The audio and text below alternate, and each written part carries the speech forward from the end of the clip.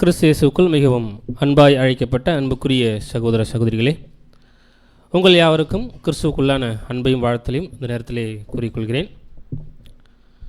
நம்முடைய பிதாவாகிய தேவன் நம்முடைய வாழ்நாளில் ஒரு நாளை கூட்டி கொடுத்து அவருடைய சத்தியங்களை காண்பதற்கு அவர் ஏற்படுத்தி கொடுத்த மாபெரும் ஸ்லாக்கியத்திற்காக கூட கொடான கோடி ஸ்தோத்திரங்களை நம்முடைய பிதாவாகிய தேவனுக்கு ஆண்டவராகிய இயேசு கிறிஸ்து மூலமாய் நாம் ஏறெடுத்துக்கொள்ளலாம். விசேஷத்தவனமாக கடந்த வெள்ளிக்கிழமையன்று ஒரு முக்கியமான ஒரு அனுசரிப்புக்குள்ளே நம்ம கடந்து சென்றோம். நிஜமாகவே தேவனுடைய ஒரு ஆசீர்வாதம் நம்முடைய எல்லாருடைய இருதயத்திலும் கடந்து போயிருக்கோம்.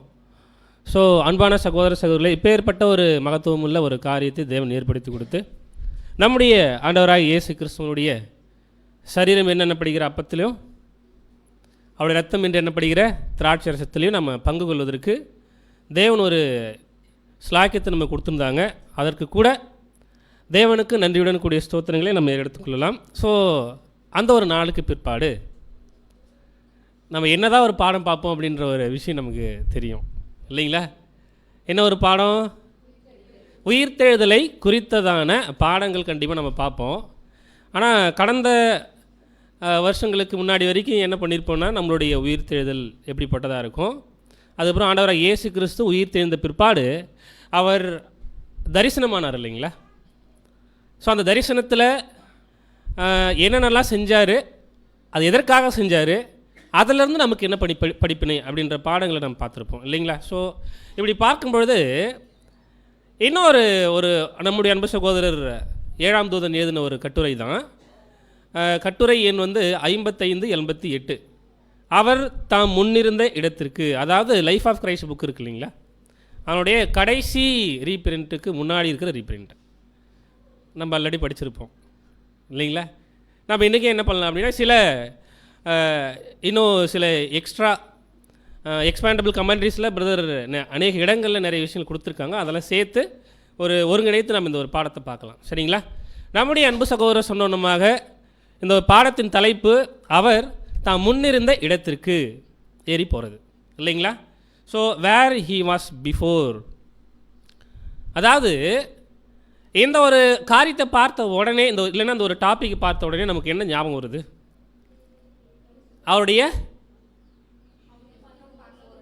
பரலோகத்துக்கு போகிறது. அப்படின்னா கண்டிப்பாக இந்த ஒரு டாப்பிக்கு நம்ம எப்படி இதை நம்ம பிரதர் எழுதியிருக்கார் அப்படின்னு பார்க்கும்பொழுது, ஒன்று, அவர் உயிர் தெழுந்து 40 நாளில் என்னென்ன விஷயங்கள் செஞ்சார், ஓகேங்களா?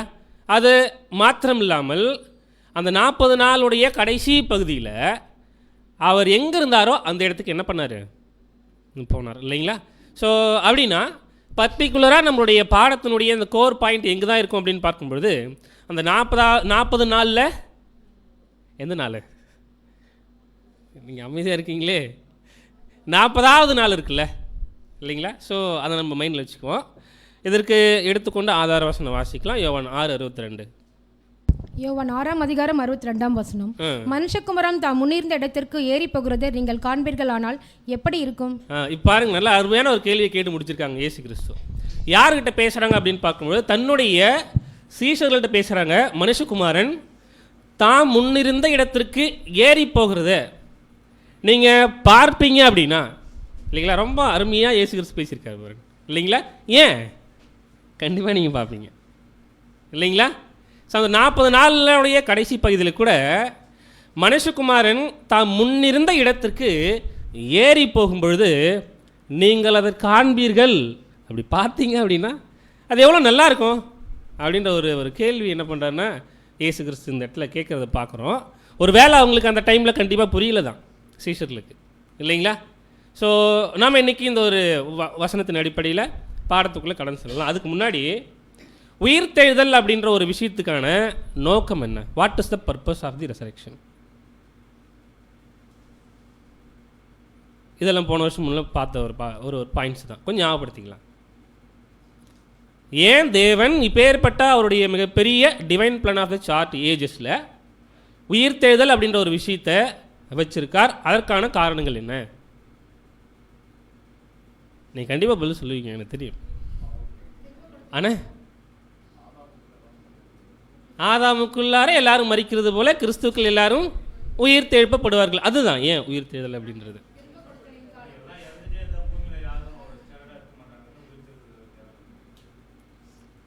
எல்லாரும் மறிச்சிட்டே இருக்காங்க, கண்டிப்பாக உயிர் தேர்தல் கொடுக்கணும்ல, அதனால் அப்படின்றார். ஓகே, அப்புறம் சிஸ்டர் சைடு இருந்து சொல்லுங்கள். ரீஸ்டோரேஷன், திரும்ப கொடுத்தல் இல்லைங்களா? ஆனால் அதுக்கு முன்னாடி அங்கே படைக்கப்பட்டார்ல ஆதாம். ஸோ அந்த ஜீவனை தான் என்ன பண்ண போகிறாங்க அப்படின்னு பார்க்கும்போது திரும்ப கொடுக்க போகிறாங்க, அவ்வளோதான். இப்போ கேள்வி என்ன அப்படின்னா, பர்டிகுலராக அந்த பின் பாயிண்ட் என்ன அப்படின்னு பார்த்தோம்னா, என்ன பர்பஸ், ரெசரெக்ஷனுடைய பர்பஸ். எல்லாரும் நல்ல பாயிண்ட்டு, எல்லாரும் நம்முடைய அப்பா பற்றி தெரிஞ்சுக்கணும் இல்லைங்களா? ஒரு மனசு எப்படி இருக்கணும் இல்லைங்களா? ஸோ தன்னுடைய பிள்ளைகள் இந்த பூமியில் இருக்காங்க, அவரை பற்றி இனிமேல் தெரியல தான், அவர்கள் அவரை பற்றி, தேவனை பற்றி தெரிஞ்சுக்கணும் இல்லைங்களா? Very good. வேறு நீதிமானாக்கப்படுதல். Very good sister. ஸோ நீதிமானாக்கப்படுதல் கண்டிப்பாக இது யாருக்கு அப்படின்னு பார்க்கும்பொழுது நிஜமாக சபைக்கும் தான். அதுக்கு மேலே ஸ்பிரிட் பிகட்டல் எம்ப்ளேன்னு நம்ம இருந்துகிட்ருக்கோம் இல்லைங்களா? அது மாத்திரம் இல்லாமல் நிஜமாக நீதிமானாக்கப்படுகிறவர்கள் கூட ராஜ்யத்தில் வந்து என்ன பண்ணுவாங்கன்னா அந்த ஆக்சுவல் ஜஸ்டிஃபிகேஷன், ஸோ அதை பெறுவாங்க. ரைட். வேறு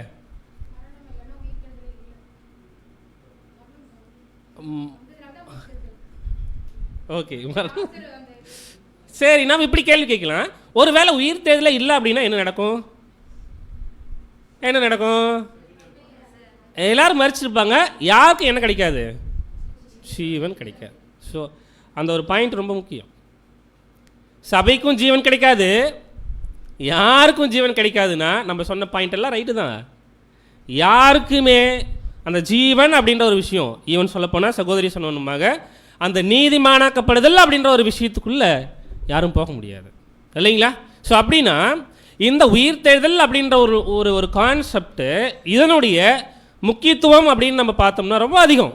ஒரு ஒரு சாதாரண விஷயம் இல்லை. அதே மாத்திரத்தில் கூட நம்ம வருஷத்தில் ஒரு முறை இல்லைனா 2 முறை என்ன பண்ணுவோம், இதுக்கு சம்மந்தப்பட்ட சில பாடங்களை நம்ம பார்ப்போம் இல்லைங்களா? பட் இதனுடைய இம்பேக்ட்டு நம்மளுடைய இருதயத்தின் ஆழத்துக்குள்ளே என்ன பண்ணணும் அப்படின்னு பார்க்கும்பொழுது அது அமையணும் இல்லைங்களா? ஸோ அன்புக்குரிய சகோதர சகோதரிகளே, ஸோ அப்படின்னா நம்மளுடைய உயிர் தேர்தல் எப்படிப்பட்டது, நாமெல்லாம் எப்படி உயிர் தேர்தலுக்குள்ளே நம்ம போவோன்றதை நம்ம கடைசியாக தெரிஞ்ச பாயிண்ட் ரீகால் பண்ணி முடிச்சிடலாம். ஓகேங்களா? ஸோ இப்போ பாடத்துக்குள்ளே வரலாம். நம்ம இப்போது ஆண்டவராக இயேசு கிறிஸ்து 3 நாள், அதாவது ஏர்லி மார்னிங், அந்த 3ஆம் நாள் ஏர்லி மார்னிங்கில் உயிர் தேர்ந்தாச்சு. 40 நாள் என்ன பண்ணுறாருன்னா இருக்கார். ஏன் 40 days அவர் வந்து அந்த அந்த சூஸ் பண்ணணும்? ஒரு வேளை இயேசு கிறிஸ்துக்கு ஓகே ஒரு 10 நாள் ஆச்சு, இன்னொரு 20 நாள் ஆச்சு, இன்னொரு 30 நாள், 40 நாள் முடிஞ்சிச்சு போதும், அதுக்கப்புறம் என்ன பண்ணலாம், பரம்பேறி போயிடலாம் அப்படின்னு பிளான் இருந்திருக்குமா அவருக்கு?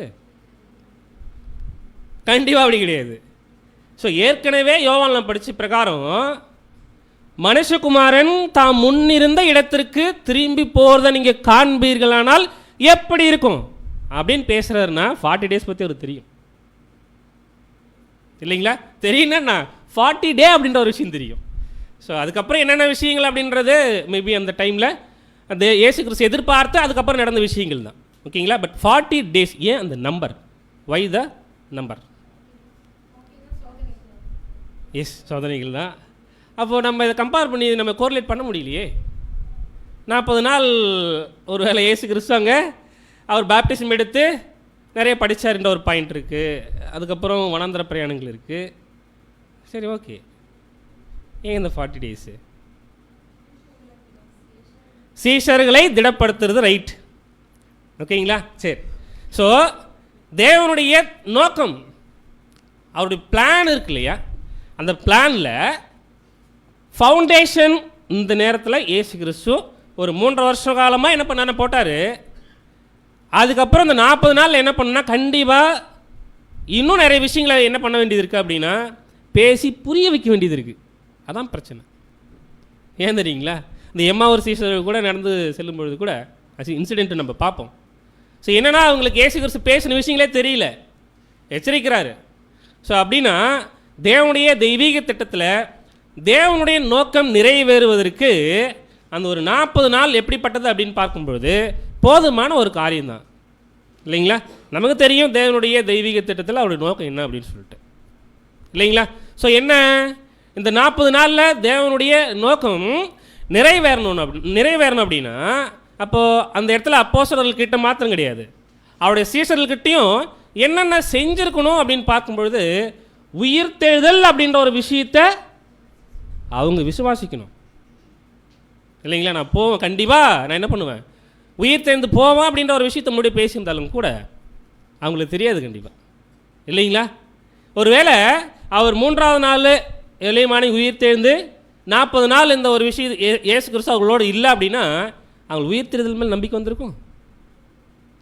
சொல்லுங்களேன். கண்டிப்பாக நம்பிக்கையெல்லாம் வந்திருக்காது. அப்போ என்னன்னா, தேவனுடைய திட்டம் என்ன அப்படின்னு பார்க்கும்பொழுது, அந்த இடத்துல சீஷர்களுக்கு என்ன தேவை அப்படின்னு பார்த்தோம்னா விசுவாசம். எதன் மேலே விசுவாசம் அப்படின்னு பார்க்கும்பொழுது உயிர்த்தெழுதல் அப்படின்ற ஒரு விஷயத்தின் மேலே விசுவாசம் கண்டிப்பாக உங்களுக்கு தேவைப்படுது. இல்லைங்களா? ஸோ அந்த ஒரு விஷயம். அது மாத்திரம் இல்லாமல் ஈவன் பேதுரு பேசுகிறார் இல்லைங்களா, பெந்தகோஸ்தே நாளுக்கு பிற்பாடு, ஜீவாதிபதியை கொலை செய்தீர்கள்,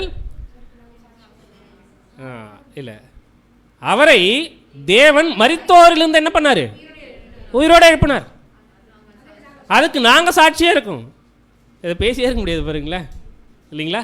இந்த ஒரு வசனத்தை கூட தைரியமாக என்ன பண்ணியிருக்க முடியாதுன்னா பேதுருவால் பேசியிருக்க முடியாது. ஸோ நோக்கங்கள் அப்படின்ற ஒரு விஷயத்தில் அநேக நோக்கங்கள் இருக்குது.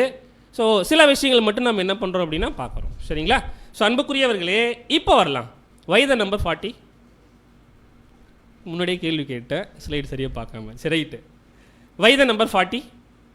ஏன் இந்த 40 அப்படின்ற ஒரு விஷயம் இந்த இடத்துல இயேசு கிறிஸ்து அதை என்ன பண்ணியிருக்காரு அப்படின்னா கரெக்டாகவே எடுத்துட்டார். ஓகே, 40 days கண்டிப்பாக என்ன பண்ணும் அவங்களோட இருக்கணும். அது மாத்திரம் இல்லை, சகோதரர் எழுதும்போது எப்படி எழுதிருப்பார் அப்படின்னா 11 முறை, ஓகே, ஆனால் 7 முறை. இல்லைங்களா? சிலர் கொடுக்குற இன்டர்பிரேஷன்ஸ் ஒரு ஒரு ஒரு 3 என்ன ஆயிருக்கும் அப்படின்னு பார்த்தா 3-4 ரிப்பீட்டேஷன்ஸ் ஆகிருக்கும். 11, ஓகே, அது ஒரு விஷயம் இல்லை நமக்கு. பட் கான்செப்ட் என்ன அப்படின்னா ரெசரக்ஷன், அதுக்கப்புறம் ஒரு தரிசனமானார் அப்படின்ற ஒரு விசுவாச நம்பிக்கை இருந்தால் போகிறோம். இல்லைங்களா? ஓகே, 7 முறை அல்லது 11 முறை. சரி, சொல்லலாம். இப்போ வந்துடுங்க 40 நாள் எதுக்கு அப்போ அண்ணா அதான் சொல்லிடுச்சுல. ஏன் அந்த நம்பர் அப்படின்றத கேட்குறப்போ சில, அதாவது நம்ம சொன்னோம், என்ன சொன்னோம், ட்ரையல்ஸ், சோதனைக்கான காலம். அந்த 40 அப்படின்றத அப்படியே கன்சால்டேட் பண்ணுங்கள். பாருங்களேன், ஃபஸ்ட்டு 40 நாள் வேதத்தில் எங்கே இருக்குது? இல்லை, அதுக்கு முன்னாடியே இருக்குது. Noah, very good. இல்லைங்களா? அப்போ நோவா காலத்தில் அந்த ஒரு 40 days என்னாச்சு? மழை பெஞ்சது. இல்லைங்களா? வெரி குட், மழை பெஞ்சுது. ஸோ என்ன செய்கிறாருன்னா அந்த 40 நாளில் கூட கிளீனிங் த வேர்ல்டு, ஒரு அதாவது அடுத்த ஒரு யுகத்துக்கு போகிறதுக்கு ரெடி பண்ணுறாரு. அந்த ரெடினஸ், ரெடி அப்படின்ற ஒரு வார்த்தை ரொம்ப முக்கியம். இல்லைங்களா? என்ன பண்ணுறாருன்னா, அதாவது ஆயத்தப்படுத்துகிற ஒரு விஷயம். அதுக்கு முன்னாடி 40 days, ரைட்? இந்த 40 days ஆயத்தப்படுத்துறது தான். வேறு அப்படி நம்ம வனாந்தர பிரயாணத்தில் பார்த்தோமா?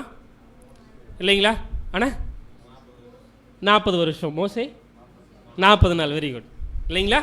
மோசே கூட 40 நாள் என்ன பண்ணுவார்? மலையில் ஏறி போயிரு. இல்லைங்களா? ஏன்? அவங்களுக்கு அந்த ஒரு விஷயம் தெரியாது. என்ன அப்படின்னு பார்த்தோம்னா, நியாயப்பிரமாணம் அப்படின்றது தெரியாது, எப்படி வாழணும் அப்படின்றது தெரியாது. ஸோ அந்த ஒரு ப்ரிப்பரேஷன் பீரியட், அதான் ரொம்ப கிளியரான பாயிண்ட்டு, ப்ரிப்பரேஷன் பீரியட். ஓகேவா? ஸோ ரெடியாக அந்த ஒரு விஷயத்தை அடுத்து செய்வதற்கு முன்னாடியே ப்ரிப்பரேஷன். இல்லைங்களா? ஸோ அப்படியே அதுக்கடுத்து பார்ப்போமா, இந்த ஒரு ப்ரிப்பரேஷன் பீரியடை மைண்டில் வச்சுட்டோம்னா 40 நாள் எல்லா இடத்துல என்ன ஆகும்? இப்போ கோரிலேட் ஆகும், சம்மந்தப்படுத்தி பார்க்கலாம். இல்லைங்களா? அப்படியே பார்த்தோம்னா நம் 40 நாள் ஆண்டவர் இயேசு கிறிஸ்து அவருடைய கான்சிக்ரேஷன் பிறகு, தட் இஸ் ஆல்சோ ப்ரிப்பரேஷன். இன்னொரு விஷயத்தை செய்வதற்கு என்ன பண்ணுறாரு அப்படின்னா ரெடி ஆகிறாரு. இல்லைங்களா? ஸோ அப்படி பார்த்தோம் அப்படின்னா இந்த இடத்துல நம்ம இந்த ஒரு விஷயத்தை பார்க்கும்பொழுது ஒரு கம்ப்ளீட்டு ஒரு பீரியட், இந்த ஸ்பிரிச்சுவல் அப்படின்றது கூட வேணாம் அந்த இடத்துல, கம்ப்ளீட் பீரியட். அப்போ 40 days அப்படின்றது என்னென்னா, ஒரு வேலையை முடிக்கிறதுக்கு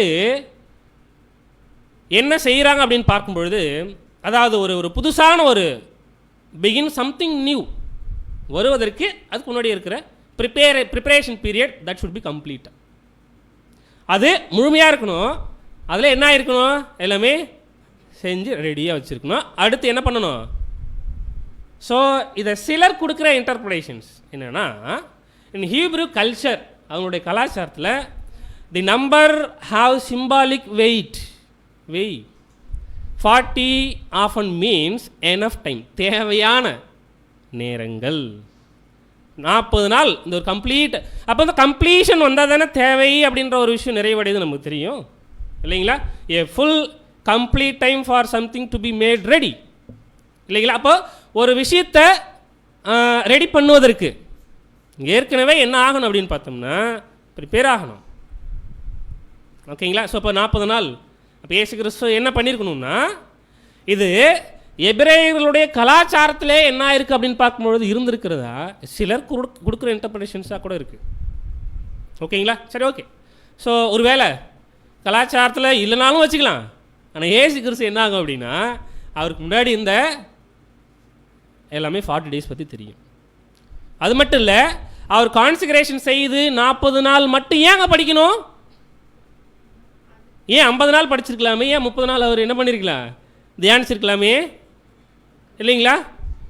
எஸ், அவ்வளோதான் விஷயம். ஸோ 40 அப்படின்ற நம்பருடைய ஒரு காரியம் தான். ஸோ அன்புக்குரிய சகோதர சகோதரிகளே, இந்த இடத்துல நம்ம 40 அப்படின்ற ஒரு நம்பர், 40 நாள் அப்படின்ற ஒரு விஷயத்தை நம்ம பார்த்துட்டு அதுக்கப்புறம் 40 நாளுக்குள்ளே போனோம் அப்படின்னா, அப்போஸ்தலன் பவுலுக்கு அவர் தரிசனமான, கண்டிப்பாக நம்ம இந்த ஒரு சப்ஜெக்டில் தரிசனம், அதுக்கான விளக்கம், அதுக்கான லெசன் நம்ம பார்க்க போகிறதில்ல, சிலது மட்டும் பார்க்கலாம் சரிங்களா? ஆனால் தர்சு பட்டணத்துக்கு பவுல் போகும்பொழுது கூட என்ன ஆகுது அப்படின்னு பார்க்கும்பொழுது ஒரு விஷன் இல்லைங்களா? அவர் மட்டும்தான் அப்படி பார்த்தார். வேறு யாரும் அந்த ஈவன் இயேசு கிறிஸ்துடைய சீஷர்கள், அவருடைய அப்போஸ்தலர்கள் இவர் பார்த்த மாதிரியான தரிசனத்தை யாரும் என்ன பண்ணல, பார்க்கல. ஆனால் பவுல் ஸ்பெஷல் தான், அதில் எந்த ஒரு மாற்று கருத்து இல்லை. ஆனால் ஒருவேளை இந்த பவுலுக்கு காண்பித்த மாதிரியே 11 பேருக்கும் தரிசனமாக இருந்தார்னா 11 பேருடைய கண் என்ன இருக்கும் யோசிப்பாங்க இல்லைங்களா? ஒரு 30% தான் அவங்களுக்கு கண்ணு தெரியும். ஸோ அது தேவனுடைய சித்தமாக இல்லை கண்டிப்பாக இல்லைங்களா? ஸோ அப்படின்னா கண்டிப்பாக அந்த 40 நாளில் அப்போஸ்தலருக்கு மாத்திரமில்லை, சீஷர்களுக்கும் எப்படிப்பட்டதான ஒரு தரிசனம் அவர் காண்பிக்கல அப்படின்னா, இப்படி மகத்துவமுள்ள ஒளியின் ஒரு விஷயம், அந்த ஒரு காரியத்தில் ஒரு பவர்ஃபுல்லாக என்ன பண்ணல அப்படின்னு பார்க்கும்பொழுது காட்டி அவர் பயம் காட்டலை. அது அவருடைய சித்தம் கூட இல்லை இல்லைங்களா? ஸோ தேவன் ஒரு மரித்தோர் வந்து உயிரோடு எழுப்பின பிற்பாடு 40 நாள் என்ன பண்ணுறாரு அப்படின்னா, மனுஷ சாயலில் என்ன செய்கிறாங்க அப்படின்னு பார்க்கும்பொழுது இவர்கள் இயேசு கிறிஸ்துவை பார்க்குறாங்க. அதே சரீரம் இல்லை தான், அவர் எந்த மாதிரியான சரீரம் எடுத்துக்கொள்ள முடியுதோ அந்த மாதிரியான சரீரத்தை அவரால் எடுத்துக்கொள்ள முடியும். ஓகேங்களா? ஆனால் இந்த ஒரு 40 நாளில் கிட்டத்தட்ட ஒரு 2 வாரம், ஃபஸ்ட்டு 2 வீக்ஸ் வச்சுக்கலாமே, இந்த ஃபஸ்ட்டு 2 வீக்ஸில் இவங்க படிப்படியாக கற்றுக்கிட்ட ஒரு விஷயம் இருக்குது. இப்போ இந்த விஷயம் இருக்குல்ல, நான் கேட்குறேன் இல்லையா, அதுக்கு முன்னாடியே அதுக்கான பதிலை சொல்லிட்டேன். இல்லை, உயிர் தெழுதல் சீஷர்கள் படிப்படியாக கற்றுக்கொண்ட ஒரு விஷயம் இருக்குது. உயிர் தெழுதல் அப்படின்றத விசுவாசிச்சாங்க. ஏன்னா முதல் நாள்லே 3 டைம்ஸ் தரிசனமாயிருக்கார். ஓகேங்களா? ஃபர்ஸ்ட் டேலே. ஓகே, என்னென்ன காரியம் இருக்குது, வாய்ப்பு இருக்குது. கிராஜுவலாக ஊழியத்தை ஓகே, ஊழியத்தை செய்வதற்கு கிராஜுவலாக கற்றுட்டு இருப்பாங்களா? ரைட்டு. அவங்க பொறுமையாக ஈவன் ஃபஸ்ட் டே அவர் ரிசரெக்ட் ஆகி அந்த முதல் நாள் அவர் வந்து தரிசனமாகும் பொழுது கூட பயங்கர கன்ஃபியூஷன் தான் உங்களுக்கு. மரியாள் வந்து சொல்கிறாங்க, இந்த மாதிரி அவர் நான் தூதர்கள் இப்படி பேசினாங்க அப்படின்னு சொல்லிட்டு எல்லாம் சொல்கிறாங்க. அவங்களுக்கு பயங்கர கன்ஃபியூஷன். இது எப்படி? ஏன்னா அதுக்கு முன்னாடி அவங்களால யோசிச்சு பார்க்க முடியல, அவ்வளோ துக்கமே இவங்களுக்குள்ளே இருக்குது. ஏன்னா இயேசு கிறிஸ்து இல்லை, 3 நாளாக இல்லை இல்லைங்களா? திடீர்னு ஒரு விஷயத்தை சொல்லும் பொழுது கூட மனசுக்குள்ளே சந்தோஷம் வந்தாலும் எப்படி இது நடக்கும் அப்படின்ற ஒரு விஷயத்தை யோசிச்சு பார்க்குறாங்க. ஸோ அப்போ இதுக்கப்புறம் பொறுமையாக it was a slow lesson அப்படின்னு சொல்கிறார் பிரதர். அதாவது பொறுமையாக நடக்க வேண்டிய ஒரு விஷயம் இருக்குது. அதாவது அவங்க புரிந்து கொள்ள வேண்டிய ஒரு விஷயம் இருக்குது, அவங்க கற்றுக்கொள்ள வேண்டிய ஒரு விஷயம் இருக்குது. அதுதான் என்ன அப்படின்னா, கண்டிப்பாக இயேசு கிறிஸ்து இனி ஒருபோதும் மரித்தவர் அல்ல, இல்லைங்களா? அவர் எப்படி இருக்கார் இன்னும்? சூப்பர், வெரி குட், உயிரோடு தான் இருக்கார். கண்டிப்பாக அவர் ஒரு மனுஷ ஜீவியாக இருக்க மாட்டார். அவர் எப்படி இருப்பார் அப்படின்னு பார்க்கும்பொழுது ஆவிக்குரிய ஜீவியாக இருப்பார் அப்படின்ற ஒரு விஷயத்த இமீடியட்டாக முதல் நாள்லேயே அவங்க தெரிஞ்சுக்கல. புரியுதுங்களா? முதல் நாள்லேயே அந்த 40 நாளில் ஃபஸ்ட் டேலே இப்படி தான் அப்படின்னு அவங்களால தெரிஞ்சிக்க முடியல, தெரிஞ்சுக்கும் இல்லை, இல்லைங்களா? ஏன்னா இயேசு கிறிஸ்து அவர் வாழும்பொழுது கூட சில ஊமைகள் பேசும்பொழுதே என்ன பண்ணுவாங்க, போயிட்டு புரியாது போயிட்டு கேட்பாங்க, இயேசு ஆண்டவரே இந்த ஊமைகளுக்கு என்னாங்கல்ல, அவர் உசுரோடு இருக்கிறப்பே புரியல, அவர் உயிர்த்தெழுந்த ஒரு விஷயத்தை இமீடியட்டாக அவங்களால என்ன பண்ண முடியுதுன்னா நம்ப முடியல. ஓகேங்களா? ஸோ அதுக்கப்புறம் நம்புகிறாங்க. அந்த ப்ராசஸ் கிராஜுவலாக என்ன ஆகுதுன்னா போகுது. இனி மனிதர்கள் போல அவர் நடக்க வேண்டியதில்லை. அடுத்த பாயிண்ட் பதில் கொடுக்குறாரு. தேவதூதர்களைப் போல, இந்த ஒரு விஷயம் ரொம்ப முக்கியம், இதை கூட அவங்க கற்றுக்கிட்டாங்களா கிராஜுவலாக, பொறுமையெல்லாம் இல்லை, அதாவது ரொம்ப இமீடியட்டாக கிடையாது. என்ன சொல்கிறார் அப்படின்னா, தேவதூதர்கள் போல் காற்றை போல வரலாம் போகலாம், அவர் விரும்பின தோற்றத்தில் அவர் வரலாம் அப்படின்றத இமீடியட்டாக கற்றுக்கல. It was a slow lesson. பொறுமையாக என்ன பண்ணாங்க அப்படின்னா அவர்கள் கற்றுக்கொண்டார்கள். பாருங்களேன், இப்போது அதாவது ஃபஸ்ட் டேயில் ஒரு 3 முறை தரிசனம் ஆகிற ஒரு விஷயம் நடக்குது. அதுக்கப்புறம் 2 வாரம் கழிச்சு பிட்டுமில்ல ஒரு டைம் நடக்குது, ஞாபகம் இல்லை எனக்கு. ஸோ 2 வாரத்தில் இன்னொரு விஷயம். இவ்வளோ கேப்பில் அவங்க யோசிச்சிருக்கணும்ல, எப்படி அவரோட சரீரத்தில் வர முடியுது, திடீர்னு என்ன ஆக முடியுது, காணாத போயிட்டார், எப்படி இது எப்படி நடக்கும், இது எப்படி சாத்தியம், இல்லைங்களா? ஸோ இந்த விஷயத்தையும் இயேசு கிறிஸ்து என்ன பண்ணியிருக்காரு அப்படின்னா அவர்களுக்கு புரிய வச்சுருக்காரு. அவங்களும் ஸ்லோவாக தான் என்ன பண்ணியிருக்காங்க அப்படின்னு பார்க்கும்பொழுது கண்டுபிடிச்சிருக்காங்க. ஓகேங்களா? ஸோ அடுத்து அன்புக்குரிய சகோதரர்களே சகோதரிகளே, அடுத்த ஒரு விஷயம் என்ன அப்படின்னா, இந்த 3 நாள் தரிசனமான பிறகு அடுத்த ஓய்வு நாள் வரைக்கும், முதல் நாள் 3 டைம்ஸா, ஓகேங்களா, அதுக்கப்புறம் அடுத்த ஓய்வு நாள் வரைக்கும், அதாவது 4வது முறை காட்சி அளிப்பது வரைக்கும் இயேசு கிறிஸ்து எங்கேயும் தரிசனம் ஆகலை. ஒரு பிட்வீனில் ஒரு 6-7 டேஸ் வச்சுக்கலாம். ஏன் இந்த கேப்பு? புரியுதுங்களா கேள்வி? அதாவது முதலாம் நாள் உயிர் தேர்ந்துட்டார், அதாவது நம்ம என்ன பார்க்குறோம், 40 நாளில் முதல் நாள் வச்சுக்கோங்க, ஓகேங்களா? அப்போவே 3 டைம்ஸ் தரிசனம் ஆகிட்டார். அதுக்கப்புறம் ஒரு 6 நாள் கழித்து அடுத்து ஓய்வு நாள் வரும் இல்லையா? ஸோ அந்த ஓய்வு நாளில் தான் என்ன செய்கிறார் அப்படின்னு பார்க்கும்பொழுது இயேசு கிறிஸ்து தரிசனம் மாதிரி. ஏன் அவ்வளோ ஒரு சின்ன கேப், ஒரு 6 டேஸ் கேப்? ஏன்? சிஸ்டர், தரிசனத்தில் விசுவாசமாக நினச்சிருக்காங்களா இல்லையா? Okay, right. நீங்கள் பேசினா தான் பாடம் சீக்கிரமாக முடிச்சிடலாம். கண்டிப்பாக நமக்கு தெரியும், தெரிஞ்ச விஷயங்களை ரீகால் பண்ணிகிட்டு இருக்கோம், அவ்வளோதான். அவங்களுக்கு தெரியாது ஓய்வு நாளுக்கு அவர் ஆண்டவராக இருக்கார் அப்படின்ற ஒரு விஷயம் அந்தளவுக்கு அவங்க கிரகிக்கல. ஈவன் அதாவது பெந்தகோஸ்தே நாளுக்கு அப்புறம் தான் அவங்களுக்கு கிளியராக தெரிய வரும். ஏன் இந்த சின்ன கேப்பு? இப்போ ஒருவேளை அந்த சீசர்களாக நாம் இருந்தோம் அப்படின்னா நாம் என்ன யோசிச்சிருப்போம்? அதான் பதில். சிஸ்டர், பிதாவின் இடத்துல இல்லை நம்மளுடைய ஒரு விஷயம் லெசன், அதாவது நமக்கு எப்படி தோணும், நமக்காக ஏன் இயேசு கிறிஸ்து இந்த ஒரு 7 டேஸ் கொடுத்துருக்காரு அப்படின்ற ஒரு விஷயத்தை பார்க்கும்பொழுது, அதாவது ஃபஸ்ட்டு டேவே என்ன பண்ணிட்டாருன்னா 3 முறை அதாவது தரிசனம் காமிச்சாச்சு. அடுத்த நாள் எதிர்பார்த்துருப்பாங்களா இல்லையா? அதுக்கு அடுத்த நாள் எதிர்பார்த்துருப்பாங்களா இல்லையா? 3வது நாள் எதிர்பார்த்துருப்பாங்களா இல்லையா? அப்போ என்ன ஆயிருக்கும் அவங்க மனசில்? ஒரு ஒரு தாகம், எப்போ அவரை பார்க்க முடியும், ஒரு பசி, எப்போ அவரை நம்ம பார்க்க முடியும் அப்படின்ற ஒரு எதிர்பார்ப்போடு என்ன பண்ணியிருப்பாங்கன்னா. ஸோ அப்படின்னா ஏன் இந்த ஒரு சின்ன கேப்பு உங்கள் ஆண்டவராக இயேசு கிறிஸ்து கொடுக்குறாரு அப்படின்ற ஒரு காரியத்தை 7ஆம் தூதன் எழுதுறாரு அப்படின்னு பார்க்கும்பொழுது அவர்களுக்கு இன்னும் ஒரு ஒரு ஒரு அதிகமாக நீங்கள் சொன்ன மாதிரி கூட விசுவாசம் அதிகமாகணும், இல்லைங்களா? தாகத்தை தூண்டணும், ஸ்டிமுலேட் பண்ணணும், பசி அதிகமாக்கணும். எப்போ நான் எப்போ அவரை பார்ப்பேன், எப்போ அவரை நான் பார்ப்பேன் அப்படின்ற ஒரு விஷயம் உங்களிடத்தில் இருக்கணும் இல்லைங்களா?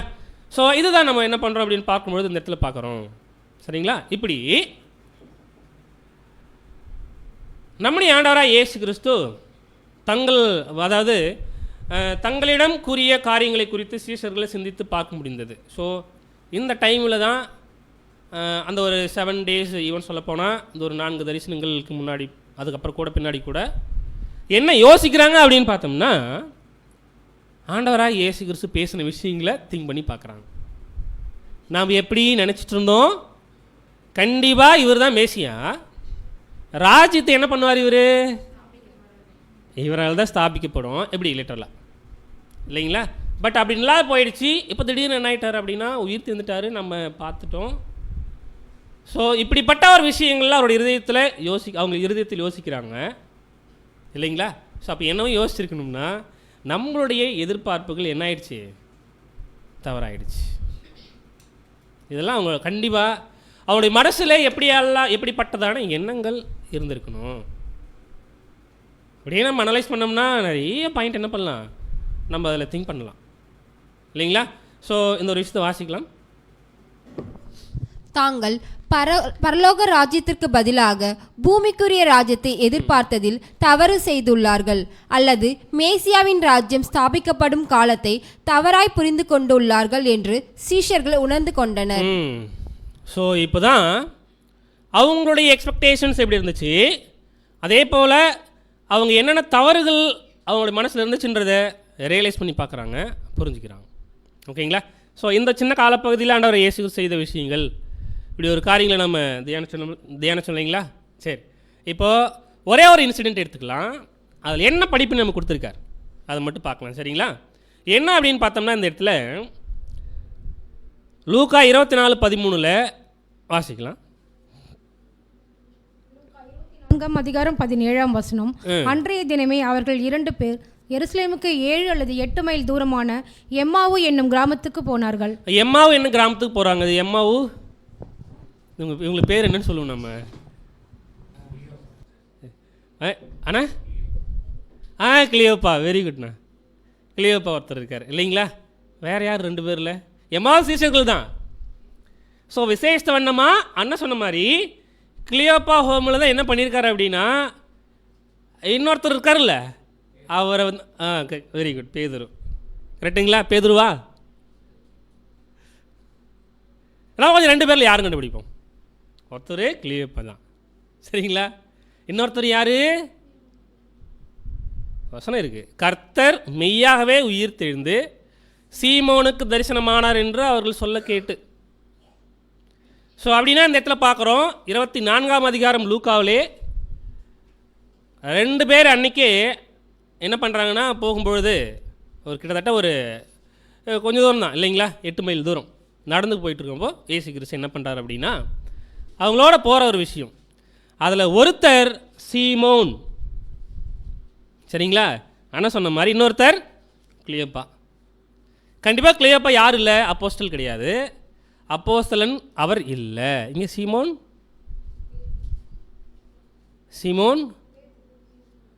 அவன் அப்போஸ்டல் கிடையாது. ஓகேங்களா? Not apostles. அதாவது 1823 பேஜ் நம்பர் 2 பிரதர் கொடுக்குறாங்க, தே ஆர் நாட் அப்போஸ்டல்ஸ் இல்லைங்களா? கர்த்தர் மெய்யாகவே உயிர் தேர்ந்து சீமோனுக்கு தரிசனமானார் என்று அவர்கள் சொல்ல கேட்டு. அதாவது நம்ம எப்படி யோசிப்போனா, இயேசு கிறிஸ்து உயிர் தேர்ந்த பிறகு மரியாள் போய் சொல்கிறாங்க இல்லையா, இல்லைங்களா? அதுக்கப்புறம் யார் ஓடி வந்து பார்ப்பாங்க?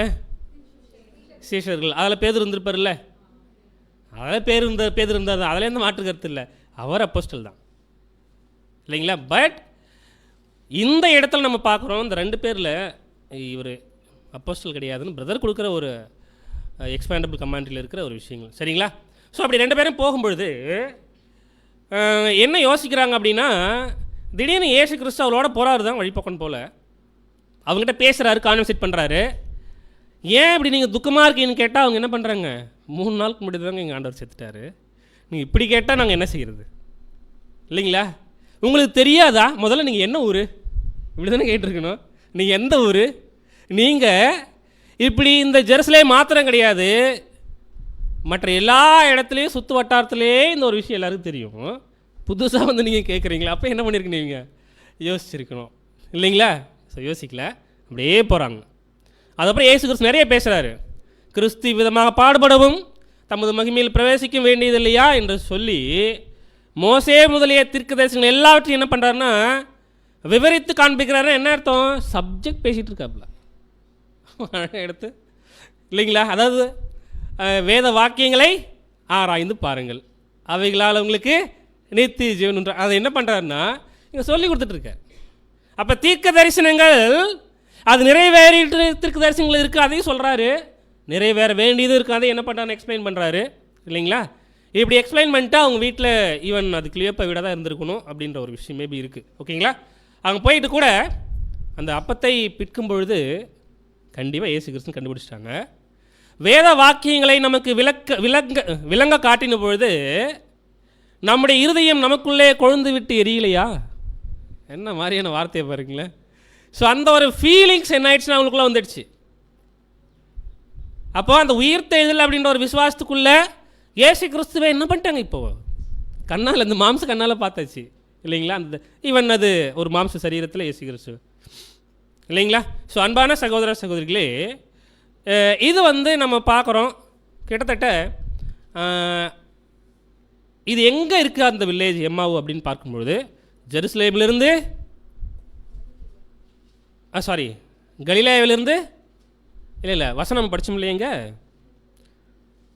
அன்றைய தினமே அவளுக்கு 2 பேர் ஜெருசலேமுக்கு 7 அல்லது 8 மைல் தூரமாக ஜெருசலேமில் இருந்து தான். பட் இந்த இடத்துல பிரதர் எப்படி கொடுத்துருப்பாரு அப்படின்னா the home Cleopas who would entertain Peter. ஓகேங்களா? whose home was in Galilee அப்படின்ற ஒரு விஷயத்தை சொல்லியிருக்காரு. பட் மேப்பில் எடுத்து பார்த்தோம்னா கலிலேயாவுக்கும் அப்புறம் இந்த எம்மாவுக்கும் கொஞ்சம் டிஸ்டன்ஸ் ரொம்ப அதிகமாகவே இருக்குது. பட் ஜெருசலேமிலேருந்து வசனங்கள் சொல்கிற மாதிரி கிட்டவே தான் இருக்குது. ஸோ நம்ம அதை என்ன பண்ணலாம் எடுத்துக்கலாம். மேபி இன்னொரு பாயிண்ட் இருக்குது என்னென்னா, இந்த எம்மாவு அப்படின்ற ஒரு பிளேஸ் வந்து அதாவது கலிலேயாவிலேருந்து அவுட்டர் சிட்டி வெளியில் இருந்திருக்கலாம் அப்படின்ற ஒரு விஷயம் கூட இல்லைங்களா? ஸோ இப்போ 3 தரிசனம் முடிஞ்சிடுச்சு இல்லைங்களா? அதுக்கப்புறம் ஒரு 7 days பார்த்தாச்சு. ஓகேங்களா? 7 days. அடுத்து என்ன பண்ணுறாருன்னா 2 வாரமளவும் எவ்விதமான காட்சியும் தோன்றவில்லை. பாருங்களேன், ஃபஸ்ட்டு 3, அதுக்கப்புறம் என்ன பண்ணுறாரு? ஓகே, அடுத்து ஓய்வு நாளில் அதுக்கப்புறம் என்ன பண்ணுறாரு? 2 வாரம் வெயிட் பண்ணுறாரு. இந்த இடத்துல முதலையாவது ஒரு 6 days கொஞ்சம் கேப்பு. இப்போ என்ன ஒரு 2 வாரம் கேப் இருக்குது இல்லைங்களா? ஏன் 2 வாரம் கேப்? மறுபடியும் பசியின் தாக்கத்தை தூக்கணுன்றதுக்கெல்லாம் இல்லை. இன்னும் பார்க்கணுன்னு ஆர்வமெல்லாம் இருந்திருக்கலாம் தான். நம்ம இல்லைன்னா கண்டிப்பாக என்ன பண்ணுற முடியாது, சொல்லவே முடியாது. வெரி குட் சிஸ்டர், நீங்கள் சொன்னது சரியான பதில். அவங்க யோசிக்கிறதுக்கு அவங்களோட இருதயத்தில் இருந்த அந்த ஒரு பதற்றமான நிலை இப்போ தான் என்ன ஆகுது அப்படின்னு பார்த்தோம்னா அந்த 3 வாரத்தில், அதாவது உயிர்த்தெழுந்த பிறகு இல்லைங்களா, 3 வாரம். ஸோ அப்படியே கொஞ்சம் கொஞ்சமாக தனியுது. ஓகேங்களா? பயம் தெளிஞ்சிடுச்சு. இப்போ பதற்றமான நிலையும் தெளிஞ்சிடுச்சு, தனிந்து விட்டது. அப்போ இவங்க என்ன யோசிப்பாங்க? இப்போ இயேசு கிறிஸ்துவும் இல்லை, 2 வாரமாக காணோம் இயேசு கிறிஸ்துவை. என்ன செய்கிறது நம்ம இப்போ இல்லைங்களா?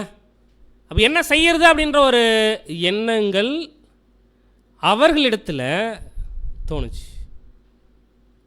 கண்டிப்பாக தோணுச்சு. அப்போ என்ன பண்ணியிருப்பாங்க? பூமிக்குரிய காரியங்களை, அந்த ரிக்குவயர்மெண்ட் இருக்குல்ல, தேவைகள், சாப்பிட்ணும். இயேசு கிறிஸ்துவோடு இருக்கிறப்ப அவரே எல்லாத்தையும் பார்த்துட்டார். சாப்பிட்ணும், அப்புறம் என்னென்ன காரியங்கள்லாம் இவங்களுக்கு செஞ்சுக்கணும். அதுக்கு இந்த மைண்டை வந்து கொஞ்சம் ஒரு பதற்றமான நிலையிலிருந்து அது தனிந்த பிறகு தங்களுடைய யோசனைகள் எப்படி இருக்குது அப்படின்னு பார்த்தோம்னா, நாங்கள் அது முன்னாடி வேலை செஞ்சோம் இல்லையா, அந்த வேலைக்கு போகணும் அப்படின்ற ஒரு எண்ணம் இல்லைங்களா? ஆனால் யாருமே என்ன செய்யலை அப்படின்னு பார்க்கும்பொழுது அவங்க பேசிக்கல, மனம் விட்டு பேசிக்கிட்டால் என்ன ஆகிறது? இவ்வளோ நாள் நான் 3 வருஷம் கொண்டு வந்துட்டீங்க, அதுக்கப்புறம் தான் 3 வாரம் ஒரு 4 டைம் என்ன பார்த்துட்டோம், நாமளும் வாரம் பார்த்துருக்கோம். மறுபடியும் வந்து அவர் வந்து எச்சரிச்சிருக்காரு, எம்மாவசீஸ்வரோடு இப்படி எச்சரிச்சிருக்காரு, இப்படி எல்லாம் நிறைய பேசியிருக்காரு. தேவனுடைய ராஜ்யத்தை குறித்து கூட ஈவன் பேசியிருக்காரு அப்படின்னு லூக்கா எழுதியிருப்பார். ஓகேங்களா? ஸோ இப்படியெல்லாம் பார்த்துருக்கோம். இப்படி பேசுகிறியாப்பா பேதுரு அப்படின்னு கேட்பாங்களே இல்லைங்களா? ஆனால் அப்படி ஒவ்வொருடைய இருதயத்தில் என்ன இருந்துச்சு அப்படின்னா, நம்ம ஏற்கனவே செஞ்ச வேலையை என்ன பண்ணலாம், நாம் போயிட்டு பார்க்கலாம், வேறு வழி இல்லை. அது மட்டும் கிடையாது, இந்த ஒரு முடிவை யாருக்கிட்டையும் சொல்கிறதுக்கு தெரியப்படுத்துறதுக்கு ஒவ்வொருத்தவங்க பேசிக்க கூட இல்லையா? அப்போ யார் தான் பேசுவார்? எப்பயுமே அவர் தான் இல்லைங்களா? ஃபஸ்ட்டு இயேசு கிறிஸ்துவோடு இருந்தாலும் நீர் ஜீவனுள்ள தேவனுடைய குமாரனாய் கிறிஸ்துன்னு பேசுகிற அவர் தான். அவர் மரித்து உயிர் தந்த பேர் போன பிறகு கூட, அதாவது போகிறதுக்கு முன்னாடி அந்த 40 நாள் பிட்டுவனில் கூட, நான் வேலைக்கு போகிறேன்பா, என்னுடைய வேலை மீன் பிடிக்கிற வேலை, கண்டிப்பாக என்ன பண்ண போகிறேன், மீன் பிடிக்க போகிறேன் அப்படின்னு சொல்லிட்டு என்ன பண்ணியிருக்கணும்னா, இவர் சொல்லியிருக்கணும். சொன்ன உடனே மீதி இருக்கிற எல்லாருக்கும் அது சஃபிஷியன்ட்டு இல்லைங்களா? மீதி இருக்கிற எல்லாருக்கும் அது போதும். ஓகே, பேதுரு சொல்லிட்டாருப்பா, ஒருத்தவங்க சொல்லாச்சு இல்லை, நம்ம எல்லோரும் என்ன பண்ணலாம், ஒவ்வொருத்தரும் வேலைக்கு கிளம்பிடலாம். என்ன உள்ளே வந்துடுச்சு. ஓகேங்களா? ஸோ எல்லோரும் என்ன பண்ணுறாங்கன்னா பழைய வேலையை, ஸோ அப்போ ஒரு பேதுரு என்ன பண்ணியிருக்கணும், மீன் பிடிக்கிறதுக்கு புதுசாக போய் நெட்டு வாங்கியிருக்கணும். ஆமாவா இல்லையா? நீங்கள் அமைதியாக இருக்கீங்களே, கண்டிப்பாக வாங்கியிருக்கணும். ஏன்னா பழசெல்லாம் 3 வருஷத்துல எல்லாம் இருக்காது, இருக்காது கண்டிப்பாக. ஸோ புதுசாக வாங்கியிருக்கணும். மேபி அதுக்கு என்ன கஷ்டப்பட்டாரெல்லாம் நமக்கு தெரியாது. ஏன்னா இங்கே கேஷியர் கூட இல்லை, அக்கௌண்டண்ட்டு, அவர் காலமாயிட்டார். ஸோ இப்போ என்ன பண்ணுறதுன்னு தெரியல பேதுருக்கு. ஏதோ வாங்கிடுச்சு. ஸோ அவர் மட்டும் மீன் பிடிக்க போனாரான்னு பார்த்தா அவர் மட்டும் போகலை. எல்லோரும் என்ன பண்ணுறாங்க அப்படின்னு பார்க்கும்போது, எல்லாரும் இல்லை, ஏற்கனவே மீன் பிடித்து தொழிலில் இருந்த எல்லோரும் என்ன பண்ணுறாங்க அப்படின்னா அவரோட மீன் பிடிக்க போகிறாங்க. ஓகேங்களா? ஸோ இப்படி இவங்க யோசிக்கணும் அப்படின்ற ஒரு விஷயத்த இயேசு கிறிஸ்து என்ன பண்ணார் அப்படின்னா நினச்சிட்டு இருந்தார். நீங்கள் இப்படி திங்க் பண்ணணும் இல்லைங்களா? ஒரு வேளை இவங்க மாம்ச ரீதியாக நீங்கள் டெம்பரல் திங்ஸ் இவங்களுக்கு வேணும், நீங்கள் இவங்க போயிட்டு அந்த வேலையை பார்க்கட்டும் அப்படின்னு விட்டுறதுக்காக இல்லை, முதல்ல அடுத்தடுத்து அவங்க என்ன யோசிக்கணுன்ற விஷயமே அவருக்கு தெரியும். பட் அதுக்கான நேரத்தை என்ன பண்ணுறாரு அப்படின்னு பார்க்கும்பொழுது கொடுக்குறாங்க. வாசிக்கலாம் பாருங்க இந்த விஷயத்தை. ஆண்டவர் அவர்களது நன்மைகளுக்கு அடுத்த காரியங்களில் கண்ணோக்கமாயிருந்து அந்த இரவில் அவளுக்கு எந்த மீனும் அகப்படாதபடிக்கு பார்த்து கொண்டார். அவர்களால் எந்த மீனையும் பிடிக்க முடியவில்லை. அவர்கள் சோர்ந்து போனார்கள். இதான் நம்ம பார்த்தோம் இல்லைங்களா? ஆல்ரெடி ஒவ்வொரு வருஷமாக பார்த்துட்டு இருக்கிற காரியம் தான். என்னென்னா ஆண்டவர் இயேசு கிறிஸ்து அவர்களுக்கு மீன் கிடைக்கல. ஆனால் அது யாருக்கு நன்மை? இயேசு கிறிஸ்துவுக்கா, மீன் பிடிச்ச போனவங்களுக்கா? மீன் பிடிக்க போனவங்களுக்கு மீன் கிடைக்கலன்னா அது நன்மையா?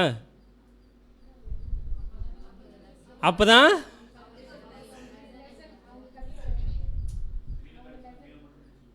மீன் கிடைச்சிதுன்னா மீனை மட்டும் பிடிச்சி யார் கரையில் இருக்காங்களோ அங்கே சேல்ஸ் பண்ணிட்டு என்ன பண்ணியிருப்பார் பேதுரு? அடுத்த நாள் மறுபடியும் என்ன பிளான் பண்ணியிருப்பார் மீன் பிடிக்கிறதுக்கு இல்லைங்களா? இல்லை வேறு ஏதாவது நெட்டு நல்லா பிளான் பண்ணி பெருசாக மீன் கிடைக்குதுன்னு சொல்லிட்டு பெரிய நெட்டு கூட வாங்குறது பிளான் பண்ணியிருக்கலாம் அவர்.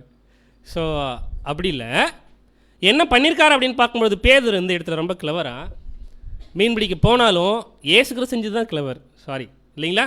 இப்போ இயேசு கிறிஸ்து என்ன பண்ணியிருக்காரு அப்படின்னா மீன் பிடிக்கக்கூடாதுங்க அப்படின்னு மீன் எல்லாத்தையும் அந்த சைடு போக விடலை இல்லைங்களா? ஆனால் அது நன்மைக்காகவே என்ன பண்ணார் அப்படின்னு பார்க்கும்போது அவர்களுக்கு செஞ்சார். ஸோ மீன் பிடிக்கிறாங்க, மீன் கிடைக்கல, என்ன இருக்குது மனசில் இல்லைங்களா? பாருங்களேன் வசனம் ரோமர் 8:29 அன்றியும் அவருடைய தீர்மானத்தின்படி அழைக்கப்பட்டவர்களாக தேவனுடன் அன்பாக இருக்கிறவர்கள் எல்லாரும் நன்மைக்குரியவர்களாக நடக்கிறது என்று அறிந்திருக்கிறோம். இது வேற ஒரு டிரான்ஸ்லேஷன் சரிங்களா? ஸோ கண்டிப்பாக தேவன் ஒருத்தரை கூப்பிட்டார் அப்படின்னா அவங்களுக்கு என்னென்னலாம் நடக்குதோ எல்லாமே கண்டிப்பாக தேவன் நன்மைக்காக தான் செய்வார். கண்டிப்பாக அவங்களுக்கு மீன் கிடைக்கல அப்படின்னாலும் என்ன அர்த்தம்? அது நன்மை தான் அவங்களுக்கு இல்லைங்களா? எப்படிப்பட்டதான ஒரு நன்மை அப்படின்னு பார்த்தோம்னா ரொம்ப முக்கியமான ஒரு விஷயம் தான் அந்த இடத்துல நமக்கு கொடுக்குறாரு.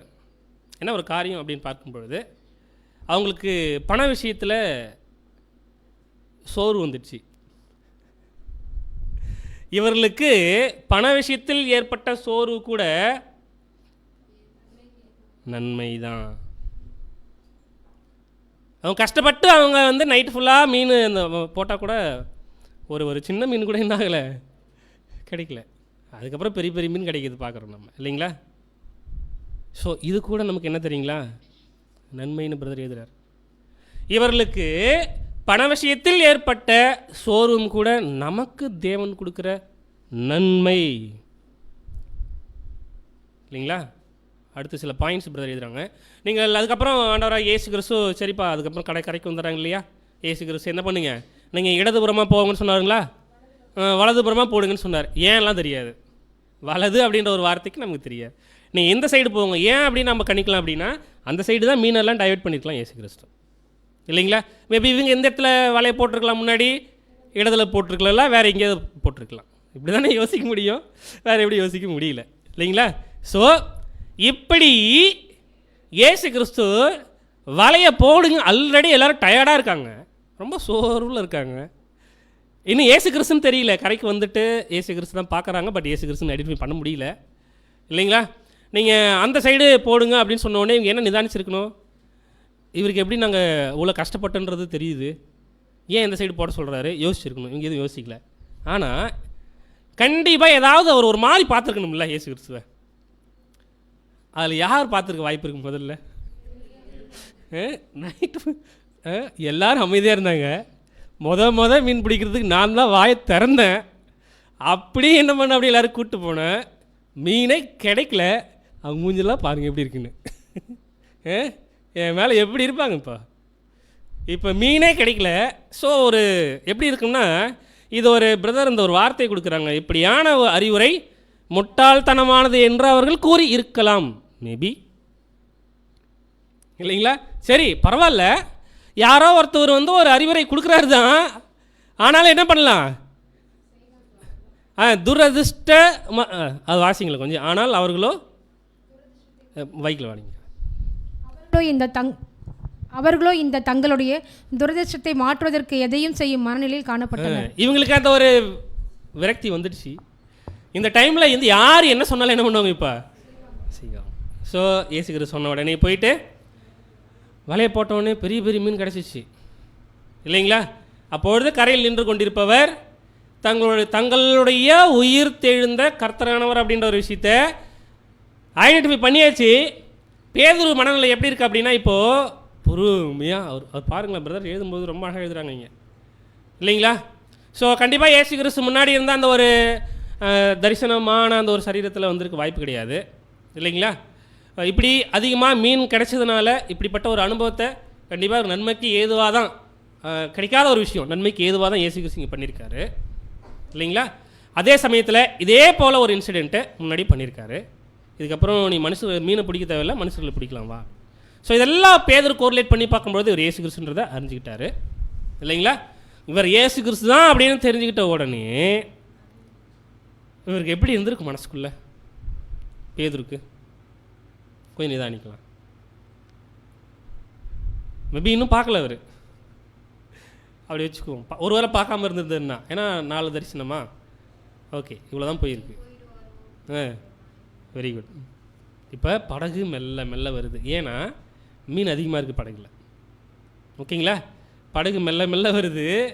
இவர் தான் இயேசு கிறிஸ்து ஐடென்டிஃபை பண்ண உடனே சட்டையை எடுத்து உடனே இடுப்பில் கட்டிக்கிட்டு பேதுரு என்ன பண்ணாருன்னா, தண்ணியில் குதிச்சு வேக வேகமாக ஏன் இவ்வளோ வேகம்? எங்கேயாவது போயிட்டு போகிறார் இயேசு கிறிஸ்து, இல்லைங்களா? போயிட்டு என்ன ஆகுது, அவர் பார்க்க முடியாது. அதான் அவர் மறைந்துடுவார் என்று பேதுரு பயந்தார், அஞ்சினார். ஒருவேளை மறைஞ்சிட்டார்னா என்ன ஆக முடியாது, அவர்கிட்ட பேச முடியாது, இல்லைங்களா? ஸோ அப்போ இயேசு கிறிஸ்து அவர் செய்த ரொம்ப அழகான பிளானு, மீன் கிடைக்கும், அவங்க எடுத்துகிட்டு வருவாங்க, இல்லைங்களா? அதுக்கு இயேசு கிறிஸ்து வெயிட் பண்ணிட்டுருக்காரு. வந்த உடனே ஏற்கனவே நெருப்பில் வைக்கப்பட்ட மீனை காலை உணவாக புசிக்கும்படி போஜனம் பண்ணுங்கள் என்று கூறி, இதுதான் வந்து ஒரு சைன், அடையாளம். வாங்க போஜனம் பண்ணும்படி கூறி இன்வைட் பண்ணுறார். உட்காந்து எல்லோரும் என்ன பண்ணுறாங்க, சாப்பிட்றோம். ஓகேங்களா? இதில் என்ன லெசன் நமக்கு இருக்குது? இப்போது என்ன லெசன் நமக்கு இருக்குது இந்த ஒரு விஷயத்துலேருந்து?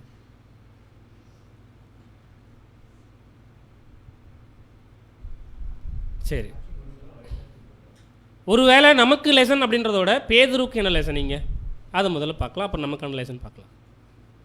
பேதுருக்கும் அவரோட கூட போன சீசர்களுக்கும் என்ன ஒரு படிப்பினை இதில்?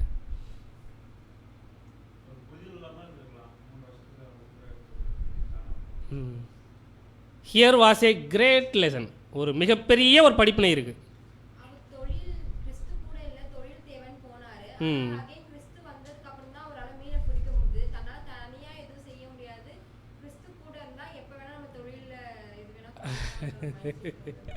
நிஜமா சிஸ்டர், நீங்கள் சொன்ன பதில் ரைட்டு. ஓகேங்களா? ஸோ என்னென்னா, அதாவது நம்ம என்ன செய்வோம் அப்படின்னு பார்க்கும்பொழுது நம்ம யோசிச்சு பார்ப்போம்ல, தேவனுடைய மைண்டு. ஆபிரகாம் ஈசாக்கு பலி செலுத்துகிற ஒரு விஷயம் பார்ப்போம்ல. ஆபிரகாம் எப்படிப்பட்ட ஒரு விஷயம் இருந்துச்சு, என்னுடைய மகனை நான் வெட்டினாலும் தேவன் என்ன பண்ணுவார், திருப்பி ஒட்ட வச்சியாவது கொடுப்பாருன்னு ஒரு எண்ணம் அவருக்கு இருந்துச்சு இல்லையா? ஸோ அப்படின்னா என்ன அர்த்தம்? அப்படிப்பட்ட ஒரு விசுவாசம். ஸோ இந்த இடத்துல இவருக்கான சோதனை இல்லை அப்படின்னா இவருக்கான அந்த ஒரு லெசன் என்ன அப்படின்னு பிரதர் இங்கே எழுதுறாரு அப்படின்னா, வாசிக்கலாம். தேவையான போதெல்லாம் தங்களுடைய ஆண்டவரால் தங்களுக்கு சமைத்த மீனை கொடுக்க முடியும் என்றும், தங்களுடைய மீன் பிடிக்கும் தொழிலில் அவர் சிறந்தது நன்மையானது என காண்பதற்கேற்ப தங்களுடைய தொழிலில் ஜெயத்தை அவரால் கொடுக்க முடியும் என்றும் உள்ள படிப்பினைகள் கொடுக்கப்பட்டது. ஒரே ஒரு லெசன் கண்டிப்பாக எதிர்பார்க்குற டைமில், அதாவது தேவையான போதெல்லாம் இயேசு கிறிஸ்து என்ன பண்ணுவார், மீனெல்லாம் ஃப்ரெஷ்ஷாக எடுத்து கொடுக்க மாட்டார். என்ன மீன் தருவார்? சமைத்த மீனை சாப்பிட்றதுக்கு என்ன பண்ணுவார், ரெடியாக டேபிளில் வச்சு கொடுப்பார், சாப்பிடுங்க. அது மட்டும் இல்லை, தங்களுடைய மீன் பிடிக்கும் தொழிலில் அவர் சிறந்தது நன்மையானது என காண்பதற்கேற்ப தங்களுடைய தொழிலில் ஜெயத்தை அவரால் கொடுக்க முடியும். எப்படி தான் நாங்கள் மீன்பிடி தொழிலில் போய் நாங்கள் அதாவது அதில் ஜெயம் இல்லாத போனாலும், மீன் கிடைக்கவே இல்லாத போனாலும், கண்டிப்பாக இயேசு கிறிஸ்து நினைச்சார் அப்படின்னா என்ன செய்ய முடியும், எங்களுக்கு அந்த ஒரு ஜெயத்தை கொடுக்க முடியும். சின்ன சின்ன மீனெல்லாம் இல்லை, பெரிய பெரிய மீன் என்ன பண்ண முடியும். ஸோ அப்போ இதிலேருந்து என்ன லெசன் அங்கே பேதுரு கண்டுபிடிச்சிருப்பார். அவர் மனசுக்குள்ளே இருந்தது இப்போ நம்ம பார்த்துட்டோம். பட் லெசன் என்னென்னா, இந்த தருணத்தில் அவருடைய தேவைகளை இவ்விதமாய் சந்திக்க அவரால், இப்படி இவர்களுடைய தேவையை, பேதுரு மாத்திரமில்லை அவரோடு கூட இருந்தவர்களுடைய தேவையை சந்திக்க இயேசு கிறிஸ்துவால் இவ்விதமாக செய்தார். அப்படின்னா இந்த டெம்பரலாக இருக்கிற விஷயத்தை இயேசு கிறிஸ்துவே 3 வருஷம் ஏற்கனவே செஞ்சிட்டாரு. இப்போ என்ன பண்ணார் அப்படின்னு பார்க்கும்போது படிப்பினையை கொடுக்கறதுக்கு செய்கிறாரு. செய்யும்பொழுது பேதுரு மனசில் நல்ல ஒரு லெசன் வந்திருக்கணும். என்னென்னா, இவ்விதமாகவே எதிர்காலத்தில் அவர்களை தம்முடைய நாமத்தில் பேசும்படிக்கு அதிகாரம் அளித்து அனுப்பி வைக்கும்பொழுது சந்திக்க முடியும் இல்லைங்களா? ஸோ 3 வருஷத்துலேயே கூட என்ன பண்ணுவார் அப்படின்னா, அதுக்கப்புறம் இவங்களை அனுப்பிச்சி விட்டு நீங்கள் என்ன பண்ணுங்க, ஸோ காஸ்பிள் சொல்கிறதுலாம் நம்ம பார்க்குறோம். அந்த விஷயம்லாம் நமக்கு தெரிஞ்ச விஷயங்கள் தான் இல்லைங்களா?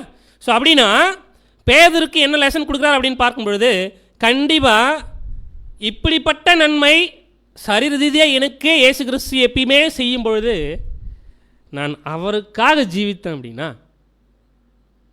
என்ன மாதிரியான லெசன் பாருங்களேன். அவருக்கு நான் அவருக்காக ஜீவித்தேன் அப்படின்னா எனக்கு தேவன் என்ன செய்வார் அப்படின்னு பார்க்கும்பொழுது என்ன பார்த்துப்பார்னு நாட் டெம்பரலி, ஜீவனுக்கு ஏதுவான விஷயங்களை பெற்றுக்கொள்வதற்கு இல்லைங்களா? எப்படிப்பட்ட ஒரு விஷயங்கள் நமக்கு ஏற்பட்டாலும் அது நன்மைக்குரிய காரியங்களில் அவர் என்ன பார்த்துப்பார் இல்லைங்களா? நல்ல ஒரு லெசனை என்ன பண்ணியிருக்காரு அப்படின்னு பார்த்தோம்னா, இயேசு கிறிஸ்து மூலமாக யாருக்கு, பேதுருக்கு ஒரு படிப்பினை கிடச்சிருக்கு. ஓகேங்களா? ஸோ இப்போ என்ன பண்ணோம், 2 இன்சிடென்ட் மட்டும் பார்த்தோம். ஒன்று எம்மாவுஸ் சிஸ்டரோட போன ஒரு விஷயம். ஓகேங்களா?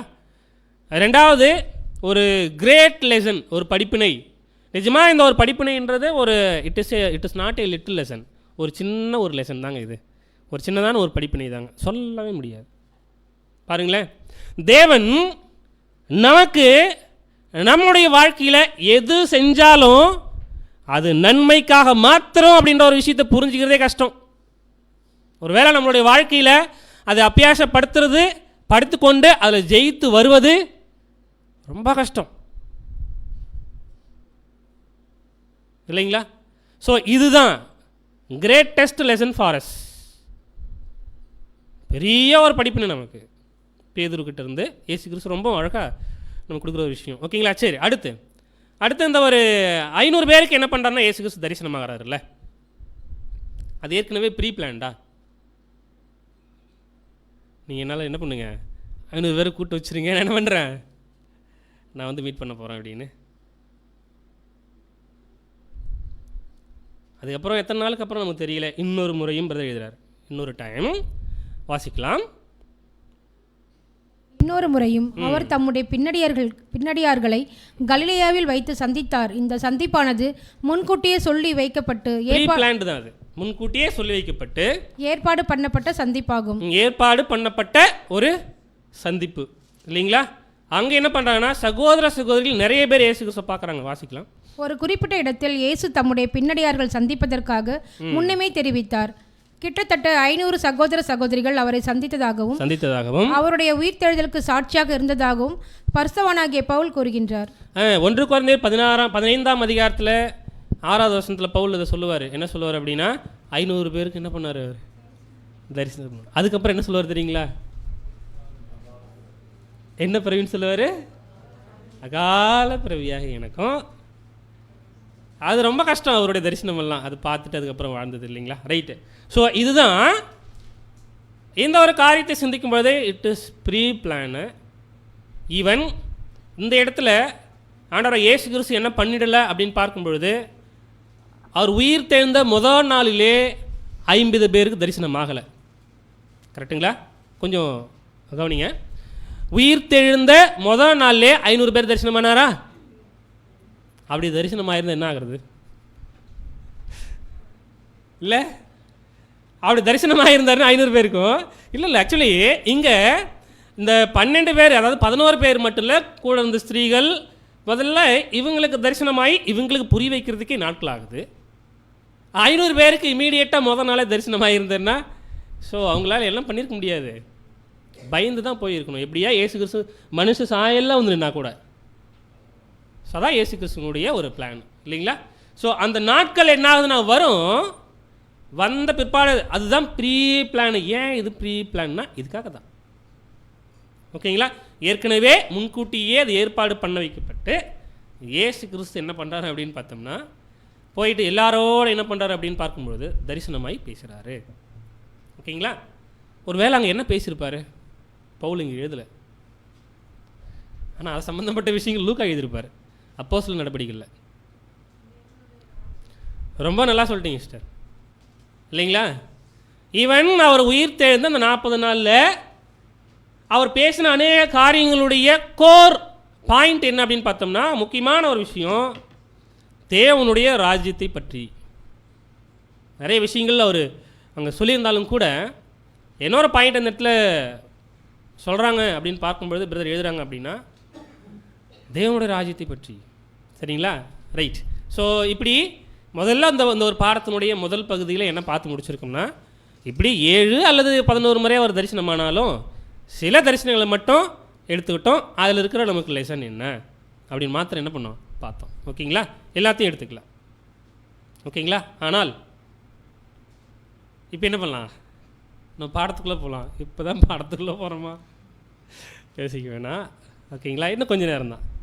ஸோ நம்முடைய லெசன் இப்போ என்ன அப்படின்னா, நம்முடைய ஆண்டவராகிய இயேசு கிறிஸ்து இருந்த இடத்துக்கே போகிறது இல்லைங்களா? இயேசுவின் பரமேறுதல். ஸோ நம்மளுடைய ஆண்டவராகிய இயேசு கிறிஸ்துவனுடைய ஒரு விஷயம் எந்த பிளேஸில் வந்து அந்த ஒரு காரியம் நடந்திருக்கலாம் அப்படின்னு சொல்கிறாங்கண்ணா, பெத்தானியாவில் தான். ரொம்ப ஏர்லி மார்னிங்காக இருந்திருக்கணும் இல்லைங்களா? ஸோ ஏர்லி மார்னிங்காக இருந்திருக்க வாய்ப்புகள் இருக்குது. அதுக்கப்புறம் எல்லோரும் என்ன பண்ணுறாங்கன்னா வந்திருக்காங்க. எல்லோருன்னா அப்போஸ்தலர் கண்டிப்பாக இருந்திருக்கணும். சீஷர்கள் எப்படின்னு நமக்கு தெரியல. ஓகேங்களா? எவ்வளோ பேர் இருந்தாங்கன்றதை ஒரு நம்மளால் கணிக்க முடியல இல்லைங்களா? இப்போ இயேசு கிறிஸ்து வந்து அவர் என்ன பண்ணணும், இப்போ பரமேறணும் இல்லைங்களா? ஆனால் அதுக்கு முன்னாடி பேசணும்ல. வந்துட்டு உடனே என்ன பண்ணல அப்படின்னு பார்க்கும்போது அவர் போயிடல. அப்போது இப்போ பாருங்களேன், இப்போ என்ன கேள்வி அப்படின்னா, ஒரு 40 நாள் கூட வச்சுக்குவோம், வெறும் தரிசனம் மட்டும் காமிச்சிட்டு அவர் அதுக்கப்புறம் தரிசனமே காமிக்கல. தரிசனம் காமிக்காத அவர் பரமேறிட்டார் இல்லைங்களா? அவர் பரமேறுதலை யாருமே பார்க்கல, சீஷர்கள் யாரும் பார்க்கல, அப்படி ஒரு விஷயமே நடக்கலை அப்படின்னு வச்சுக்கோம், எப்படி இருந்திருக்கும்?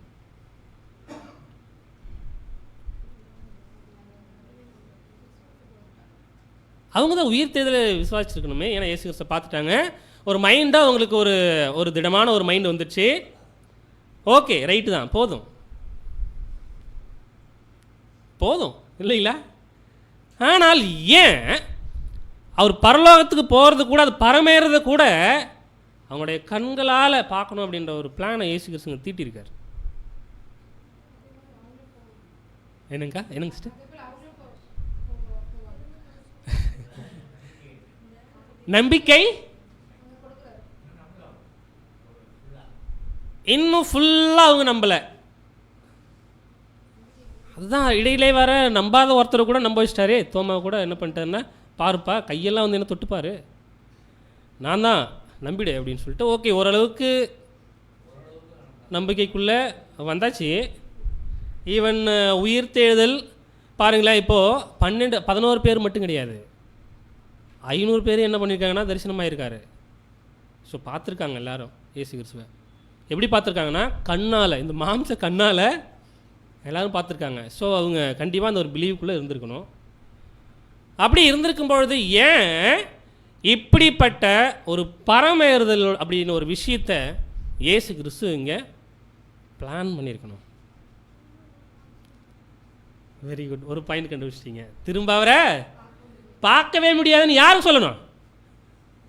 சீஷர்களும் சொல்லணும் இல்லைங்களா? திரும்ப கண்டிப்பாக நான் வரமாட்டேன். இப்போ இதுக்கு முன்னாடி 7 முறை அல்லது 11 முறை வந்துட்டு இருந்தேன்ல, அந்த மாதிரிலாம் நான் வரமாட்டேன் இதுக்கப்புறம். நல்ல ஒரு பாயிண்ட் சிஸ்டர் இல்லைங்களா? அப்படின்ற ஒரு விஷயத்தை என்ன பண்ணோம், வாய் திறந்து சொன்னால் கூட அவங்க நம்ப மாட்டாங்க. ஏன் தெரியுங்களா? இப்படி தான் ஆண்டவரே நீங்கள் சொல்லுவீங்க, என்ன பண்ணுவீங்க, என் மேலே அன்பு வச்சுருக்கீங்களே நிறைய, நீங்கள் என்ன பண்ணுவீங்க, வருவீங்க அப்படின்னு எதிர்பார்ப்பில் கூட, அப்படியே எதிர்பார்ப்போடு இது கூட என்ன பண்ணியிருக்கலாம், ஸ்டேஷனில் செத்து போயிருக்கலாம், அவனுடைய கோர்ஸை முடிச்சிருக்கலாம் இல்லைங்களா? ஸோ அப்படி இல்லை. ஸோ அதற்கான பர்டிகுலராக என்னென்ன விஷயங்கள் இருக்குது அப்படி வாசிக்கலாம் பாருங்கள். அவர் அவர்களை பெத்யானுக்கு கூட்டிக் கொண்டு போகும்போதுதான் அவர்கள் அறிந்திருப்பது அவர்களுக்கு நலமானது என்றுள்ள காரியங்களையும் அவர் அவர்களை விட்டு பிரிவதற்கு முன்னதாகவும் அவர் இனிமேல் அனுபவிக்கின்ற ஆசீர்வாதங்களுக்கான அவர்கள் ஆயத்தப்படப்பட்டதாக சரியான விசுவாசத்தில் அவர்கள் காணப்படுவதற்கு முன்னதாகவும் அவர்கள் முற்றும் முழுமையாக நம்ப அவசியமானவைகளையும் அவர் விவரித்து கொண்டு வந்தார். இப்போ கூட பிரதர் சொன்ன மாதிரி அவங்க என்னென்னலாம் இன்னும் நம்பணுமோ, என்னென்னலாம் அவங்களுக்கு இன்னும் தேவையோ, ஓகேங்களா? ஈவன் இந்த தரிசனங்களில் கூட தரிசனமாக இயேசு கிறிஸ்து அவங்களால 1 மணி நேரம் 2 மணி நேரம் உட்காந்து பேசல. வார்த்தைகள் வந்து எப்படி இருக்குது அப்படின்னு பார்க்கும்பொழுது கொஞ்சம் நேரம் தேவைப்படுறப்ப அந்த நேரத்துக்கு பொழுது அவ்வளோதான் இல்லைங்களா? ஸோ இந்த டைமில் கூட இயேசு கிறிஸ்து என்ன பண்ணுறாரு அப்படின்னா, அவங்களுக்கு இன்னொன்று என்னெல்லாம் தேவை இருக்கோ எல்லாத்தையும் என்ன பண்ணுறாரு அப்படின்னு பார்க்கும்பொழுது ரொம்ப கிளியராக விசுவாசத்தில் இன்னும் வரணும், அவங்க முழுமையாக நம்பணும் அப்படின்ற ஒரு அவசியம் இருக்குது. அவங்களுக்கு எல்லாவற்றையும் என்ன பண்ணுறாருன்னா விவரித்து காண்பிக்கிறார். வாசிக்கலாம். அப்படிகள் புஸ்தகத்தை எழுதின பரிசேயனாகிய லூக்கா அவர்கள் 40 நாட்கள் அளவும் காணப்பட்ட இயேசுவின் போதனைகளுடைய சாரம் தேவனுடைய ராஜ்யம் பற்றியதாகும் என்று நமக்கு கூறியுள்ளார். ஆனாலும் அவர்கள் இன்னமும் புரிந்து கொள்ளவில்லை. ஆமாம், அண்ணன் சொன்ன மாதிரி கூட இப்போ கூட இன்னும் அவங்களுக்கு சரியாக புரியல. ஈவன் 40 நாளில் தேவனுடைய அந்த ஒரு நோக்கம் என்னவோ, இல்லைனா இயேசு கிறிஸ்துனுடைய அந்த ஒரு திட்டம் என்னவோ அதை கிளியராக என்ன பண்ணாருன்னா செஞ்சார். அதிலே இன்னும் என்ன ஆகலை அப்படின்னு பார்க்கும்போது உங்களுக்கு புரியல தான் இல்லைங்களா? ஸோ எது வரைக்கும் அப்படின்னு பார்த்தோம்னா அவர்கள் பரிசுத்த ஆவியினால் ஜனிப்பிக்கப்படுற வரைக்கும். அப்போ கூட என்ன கேட்பாங்க, உங்களோட ராஜ்யம் இப்போ தான் வருமா, இல்லை எப்போ வரும் அப்படின்னு கேட்பாங்க இல்லைங்களா? ஏன் அவங்களுக்கு புரியல, அதனால் அப்படி கேட்டாங்க. ஸோ அதுதான் என்ன சொல்கிறாரு அப்படின்னு பார்க்கும்பொழுது இங்கே 2 பாயிண்ட் என்ன பண்ணுறாருன்னா பிரதர் கோட் பண்ணுறாரு. அவங்க இன்னும் ஆவியினால் ஜெனிப்பிக்கப்படலை தான். அவங்க ஜெனிப்பிக்கப்பட்டாங்கன்னா அவங்களுக்கு தெரியும், கண்டிப்பாக தெரியும். ஆனால் அவங்க வந்து ஃபுல்லி கான்சிக்ரேட்டடாக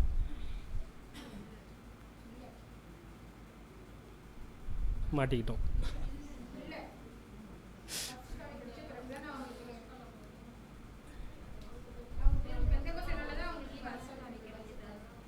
பெந்தகோஸ்தே நாள்ல. ஸோ இப்போ நம்மளுடைய பதில் என்னவா இருக்குது அப்படின்னு பார்த்தோம்னா,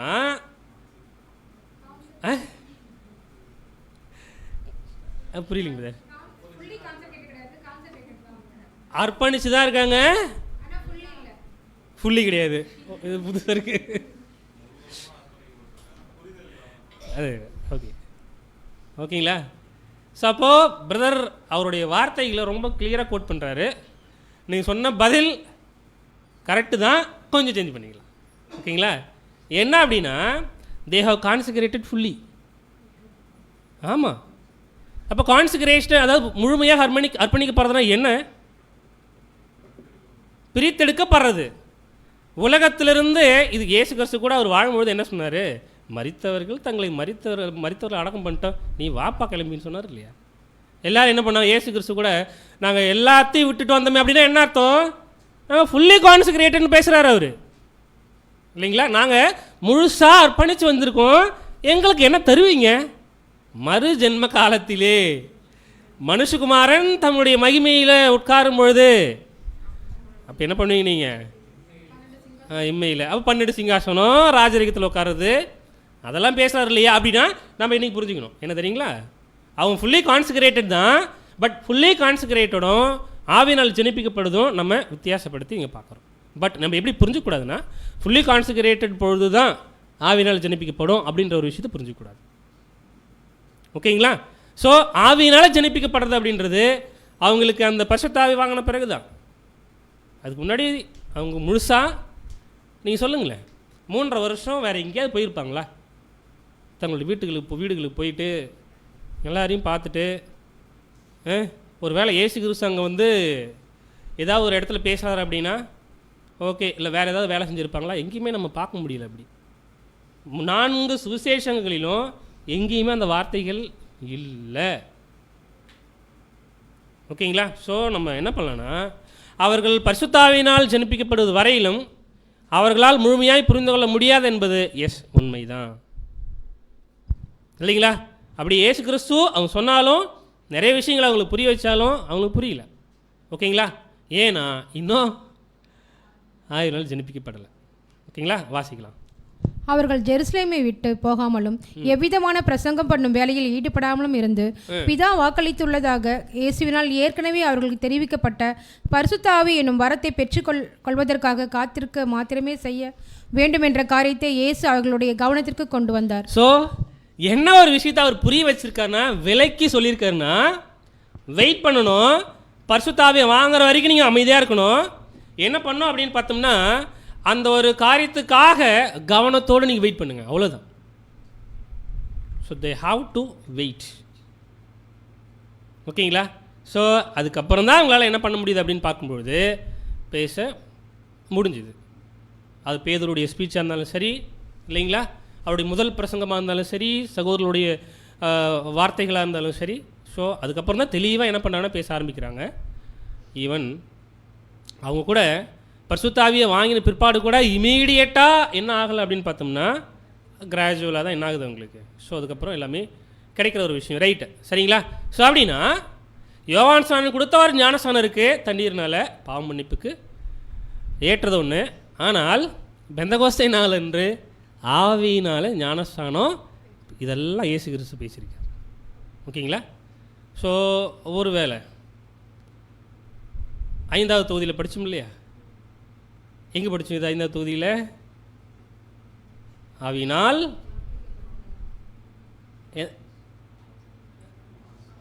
ஆவியினால் ஞானஸ்நானம், சாட்சி, முத்திரை, 3 சேர்த்து ஒரு சாப்டரில் எழுதியிருக்காருல்ல, அதில் ஃபஸ்ட் பார்ட்டில் பார்த்தோம்.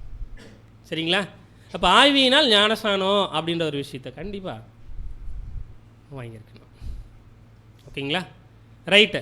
ஸோ அப்போஸ்தலர் நடவடிக்கைகளில் அவங்க இப்படிப்பட்ட விஷயங்களை அவங்களுக்கு சொன்னால் கூட ராஜ்யத்தை குறித்து அது பாருங்களேன், அப்போஸ்தலர் 1ஆம் அதிகாரம் 6ஆம் வசனத்தில் அப்பொழுது கூடி வந்திருந்தவர்கள் அவரை நோக்கி, ஆண்டவரே, இக்காலத்திலா ராஜ்யத்தை இஸ்ரேலுக்கு திரும்ப கொடுப்பீர்? இன்னும் என்ன பண்ணுறாங்க அவங்க? லிட்ரலாக ராஜ்யத்தை இன்னும் கொடுப்பீங்கன்னு உட்காந்துருக்காங்க. ஏன்னா புரியல இல்லைங்களா, அவங்களுக்கு புரியல. ஸோ எப்போ புரியும் அவங்களுக்குன்னா, எஸ் இல்லைங்களா. ஸோ இந்த ஒரு விஷயம் பிரதருக்கு எழுதுறது ஒரு காரியம் என்னென்னா, அவர் பரமேறி போன ஒரு விஷன் கூட 7வது விஷன் அப்படின்னு எழுதுறாரு. அது நம்மளுடைய ஒரு புரிந்து கொள்ளுதல், அது 7 இல்லை ஒரு 11, ஓகே ரைட்டு, ஓகேங்களா. ஸோ இப்படி நம்ம பார்க்கும்பொழுது ராஜா என்று ஒருவர் இருப்பார் என்ற நம்பிக்கையை மீண்டும் வந்தாச்சு. ஆனால் கொஞ்சம் வித்தியாசமாக அவங்க 3 வருஷ காலத்தில் இவர் தான் ராஜான்னு கண்டுபிடிச்சிட்டாங்க இல்லையா. இவன் எப்போ ஊர்ஜிதப்படுத்துகிறவண்ணமாக நடக்குது அப்படின்னா, அந்த பவனி ஜெருசலேமில் பவனி விருதல் பார்க்குறோம் இல்லைங்களா. ஸோ இப்படி லிட்டரலாக ராஜாவாக இருப்பார், ஆனால் மறைச்சிட்டாரு. பட் மறுபடியும் அந்த ஒரு விஷயம் என்ன ஆகுது அப்படின்னு பார்க்கும்பொழுது அவங்க அந்த ஒரு விஷயத்த மீண்டும் நம்பிக்கையில் கொண்டு வராங்க இல்லைங்களா. அது நம்பிக்கை அடைந்தனர். மற்றும் ஆண்டவர் தம்முடைய ராஜ்யத்தை ஸ்தாபிப்பதற்கு இக்காலத்தில் இல்லை எதிர்காலத்தில் வருவார் என்பதற்கு இல்லைங்களா. இப்போயா இல்லையா எப்போ வருவார் இல்லை நீங்கள். ஸோ அந்த மாதிரி என்ன பண்ணுறாங்கன்னு கேட்குறாங்க. ஸோ அவங்களுக்கான பதில் சொல்லுங்கள். ஞாபகம் இருக்குங்களா? கண்டிப்பாக ஞாபகம் இருக்கணும், இருக்கும். 6ஆம் வசனத்தில் பார்த்தோமா, 7ஆம் வசனம் தான் பதில் இருக்கும். Very good sister.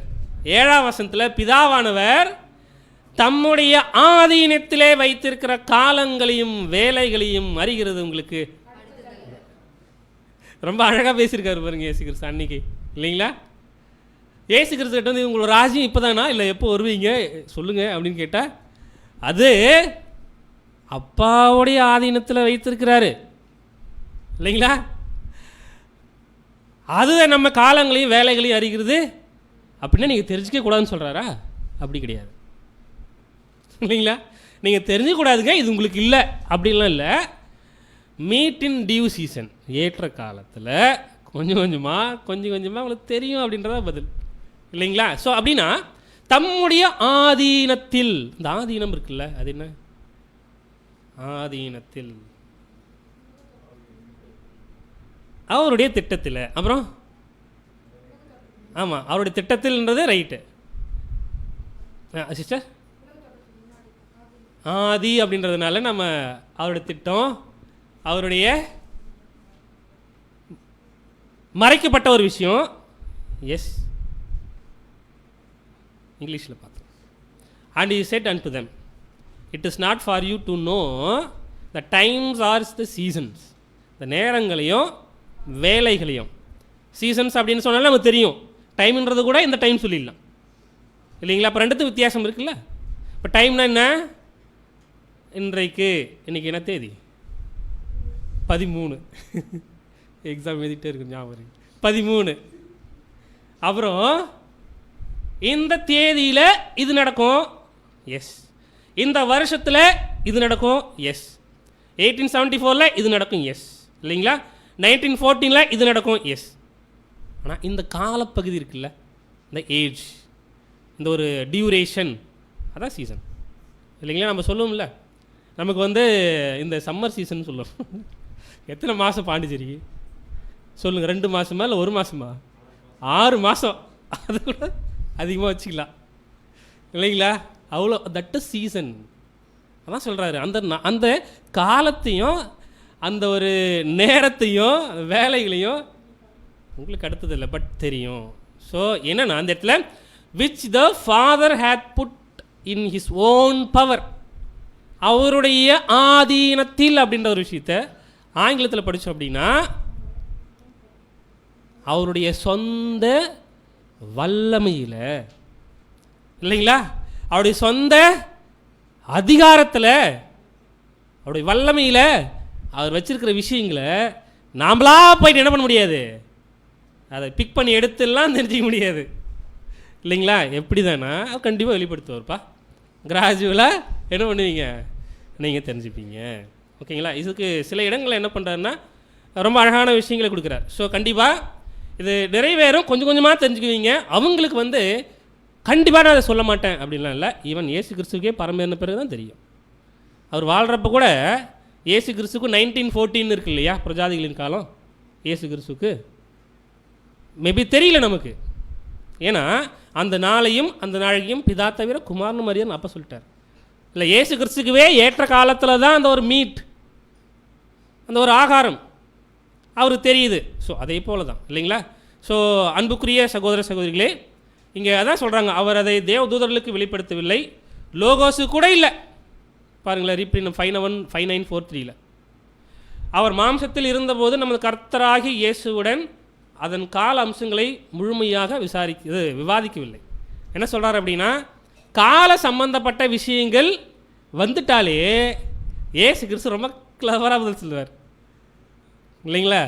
நீங்கள் சொல்லுங்களேன், இந்த 4 காஸ்பலில் காலத்தை குறித்து இது இத்தனை வருடம் அப்படின்னு நம்ம எங்கேயும் பார்க்க முடியல இல்லைங்களா. அப்படி கேட்டால் இயேசு கிறிஸ்து எங்கள் அப்பாவுக்கு தான் தெரியும் அது அப்படின்னு அழகாக சொல்கிறேன். ஓகேங்களா. இப்படி பார்க்கும்பொழுது இருந்தாலும் இந்த இடத்துல கேட்கப்பட்ட அந்த ஒரு ராஜ்யம் கொஞ்சம் நிதானிக்கலாம். எப்போ வரும், யாருக்கு?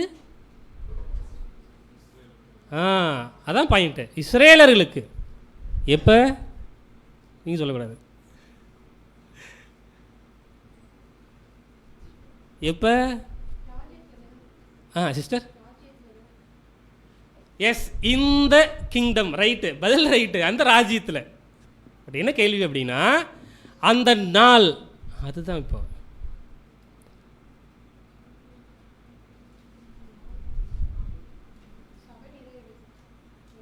இல்லையே.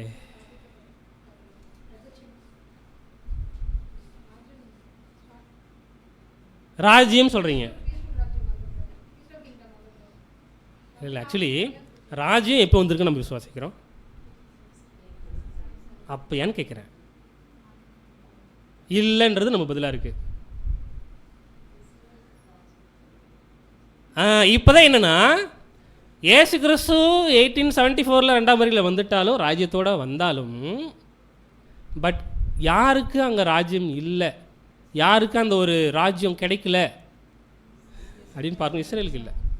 ஸோ அதான் அந்த டைம் அப்படின்ற ஒரு விஷயத்தை பிரதர் கோட் பண்ணுறாங்க. என்ன தெரியுங்களா, டைம்ஸ் ஆஃப் தி ஜென்டைல்ஸ் கண்டுபிடிச்சிட்டு இதுதான் பிரதர் சொல்ல வந்திருப்பார் இல்லைங்களா. அதாவது 1940 இதை நம்ம எங்கே பார்க்கலாம் அப்படின்னா, தானியேல் 2ஆம் அதிகாரத்தில் மாத்திரமில்லை, 7ஆம் அதிகாரத்துலேயும் பார்க்கலாம். இப்போ 2ஆம் அதிகாரமும் 7ஆம் அதிகாரமும் கூட பிரஜாதிகளுடைய காலத்தை சம்மந்தப்பட்டது. பட் இங்கே பிரஜாதிகளின் காலம் அப்படின்ற ஒரு விஷயம் கண்டிப்பாக 606 எது வரைக்கும், 1914 வரைக்கும். ஒருவேளை இஸ்ரேல் ஜனங்களுக்கு 1874 அவங்களுக்கு ராஜ்யம் இயேசு கிறிஸ்து கொடுத்துட்டாருன்னு நம்ம நம்பணும் அப்படின்னா இந்த ப்ராஃபஸி ஃபுல்ஃபில் ஆகாதே இல்லைங்களா. ஸோ அதான் அந்த கல் அடிக்கிறதுன்றது 1874 தான் சிலையை. ஆனால் இஸ்ரேல் ஜனங்களுக்கு ராஜ்யம் இப்போ அவங்களுக்கு அது கிறிஸ்து கொடுப்பார் அப்படின்னா 1914 தான். ஸோ இதுதான் என்ன பண்ணுறாருன்னா, அங்கே கேட்குறாங்க, எங்களுக்கு ராஜ்யத்தை எப்போ நீங்கள் கொடுப்பீங்க இல்லைங்களா. ஸோ இதுதான் என்ன பார்க்குறோம் அப்படின்னா, இந்த இடத்துல அவங்களுக்கு கண்டிப்பாக அந்த காலகட்டத்தில் தெரியாது, ஏற்ற காலத்தில் என்ன பண்ணுவார் அப்படின்னா கொடுப்பார். ஸோ அதுதான் அவருடைய அதிகாரத்தில், அவருடைய ஆதீனத்தில் அப்படின்றது அவருடைய அத்தாரிட்டி இல்லைங்களா. எப்பொழுதுமே இயேசு கிறிஸ்து என்ன பண்ணுறதில்ல அப்படின்னு பார்க்கும்பொழுது, தேவனுடைய அந்த ஒரு பவரை ஈக்குவலாக அப்படின்னு நினச்சி எடுத்துக்கிறது கிடையாது இல்லைங்களா. ஸோ அன்பான சகோதர சகோதரிகளே, பரிசுத்தாவி உங்களிடத்தில் வரும்பொழுது இப்போ தான் சொல்கிறாரு, கேள்விக்கான பதில் சொல்கிறார். பரிசுத்தாவி உங்களிடத்தில் வரும்பொழுது எருசலேமிலும் யூதாவிலையும் முழுவதிலையும் யூதேயா முழுவதிலையும் சமாரியாவிலையும் பூமியின் கடைசி பரியந்தமும் எனக்கு சாட்சிகளாக இருப்பீர்கள் என்றார் இல்லைங்க. எனக்கு ஸோ சாட்சிகளாக இருப்பீங்க. அப்போ ability to understand times and season and the deep things of God இல்லைங்களா. ஸோ அதனுடைய ஆசீர்வாதம், பெந்தகோஸ்தலனுடைய ஆசீர்வாதம் எப்படிப்பட்டதாக இருக்குன்னா, அபிஷேகத்தை ஆவியினுடைய ஒரு காரியத்தை அவங்க பெற்ற பிற்பாடு சத்தியத்தை டீப்பாக தெரிஞ்சுக்கிறதுக்கான விஷயத்தை என்ன பண்ணுவார் அப்படின்னு பார்க்கும்பொழுது இயேசு கிறிஸ்து அங்கே செய்வார் அப்படின்றத என்ன பண்ணுறோம் பார்க்குறோம். இயேசு கிறிஸ்து வாழ்கிறப்பே பேசியிருக்கார், என்னது சத்தியாவியாகிய அது வரும்பொழுது சகல சத்தியத்துக்குள்ளீங்க இல்லைங்களா? அது தம்முடைய சுயமாய் பேசாமல் தாம் கேள்விப்பட்டவைகளை யாம் சொல்லி வரப்போகிற காரியங்களை உங்களுக்கு அறிவிக்கும். இயேசு கிறிஸ்து ரொம்ப அழகாக முன்னாடி பேசியிருக்கார் இல்லைங்களா? ஸோ இதை நம்ம பார்க்குறோம். அப்போ the spirit of the sound mind அப்படின்னா சத்தியத்துடைய புரிந்து கொள்ளுதல் என்ன? அந்த ஒரு தெளிந்த ஒரு புத்தியுள்ள ஆவியில் இருக்கிறது இல்லைங்களா? ஸோ எல்லா விஷயங்களையும் நம்ம, அதாவது ஈவன் சொல்கிறாரு, அதை அவங்க எப்படி தெரிஞ்சுப்பாங்கன்னா அவங்க எப்படி கைட் பண்ண போடுவாங்க அப்படின்னு பார்க்கும்பொழுது கிராஜுவலி, பொறுமையாக. அவங்க தெரியும், பட் நிறைய விஷயங்களை என்ன பண்ண முடியலன்னா அவங்க கிராஜுவலாக கற்றுக்கிட்டாங்க. ஃபஸ்ட்டு தி அப்போஸ்டல்ஸு, அதுக்கப்புறம் யார் அப்படின்னு பார்க்கும்பொழுது அவங்க மூலமாக என்டையர் சர்ச். அதுதான் உண்மை இல்லைங்களா? ஸோ அன்புக்குரிய சகோதர சகோதரிகளே, இப்படி நம்ம என்ன பண்ணுறோம் அப்படின்னா பார்க்குறோம். வாசிக்கலாம் அந்த ரெண்டு. அப்போஸ்தலரை பொறுத்தவரை மட்டுமல்ல, ஒவ்வொருவரும் தங்கள் சரீரத்தை ஜீவபலியாக ஒப்பு கொடுத்து மகத்தான வழக்கறிஞனார் ஏற்றுக்கொள்ளப்படுகிறார்கள். பின்னர் பலி செலுத்துபவர் கிறிஸ்துவில் ஒரு புதிய சிருஷ்டியாக இருக்க பரிசுத்த ஆவினால் பிறக்கப்படுகிறார். இதுதான் இல்லைங்களா? ஸோ எல்லாரும் பொறுமையாக காத்துட்ருக்காங்க. பொறுமையாக காத்துட்டு இருக்கும் பொழுது ஏதாவது ஒரு நன்மை அவங்களுக்கு கிடைக்குமா? கண்டிப்பாக அவங்களோட பொறுமை அப்படின்ற குணம் நமக்கும் வளரணும். அவங்களும் என்ன பண்ணியிருக்காங்கன்னா காத்துட்டு இருந்தாங்க. இப்படி ஒரு விஷயம் நம்ம பார்க்குறோம் இல்லைங்களா? ஸோ நம்முடைய அன்பு சகோதரர் எழுதும் பொழுது இப்படி அவர்கள் குணலட்சணத்தில் பலப்படுத்துவதற்காக இருந்தாலும் ஒரு பாயிண்ட், முக்கியமான பாயிண்ட் எழுதுறாரு இல்லைங்களா?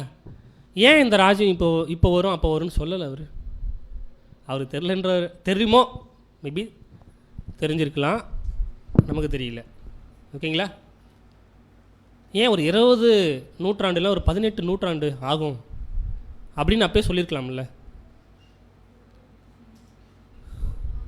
என்னப்பா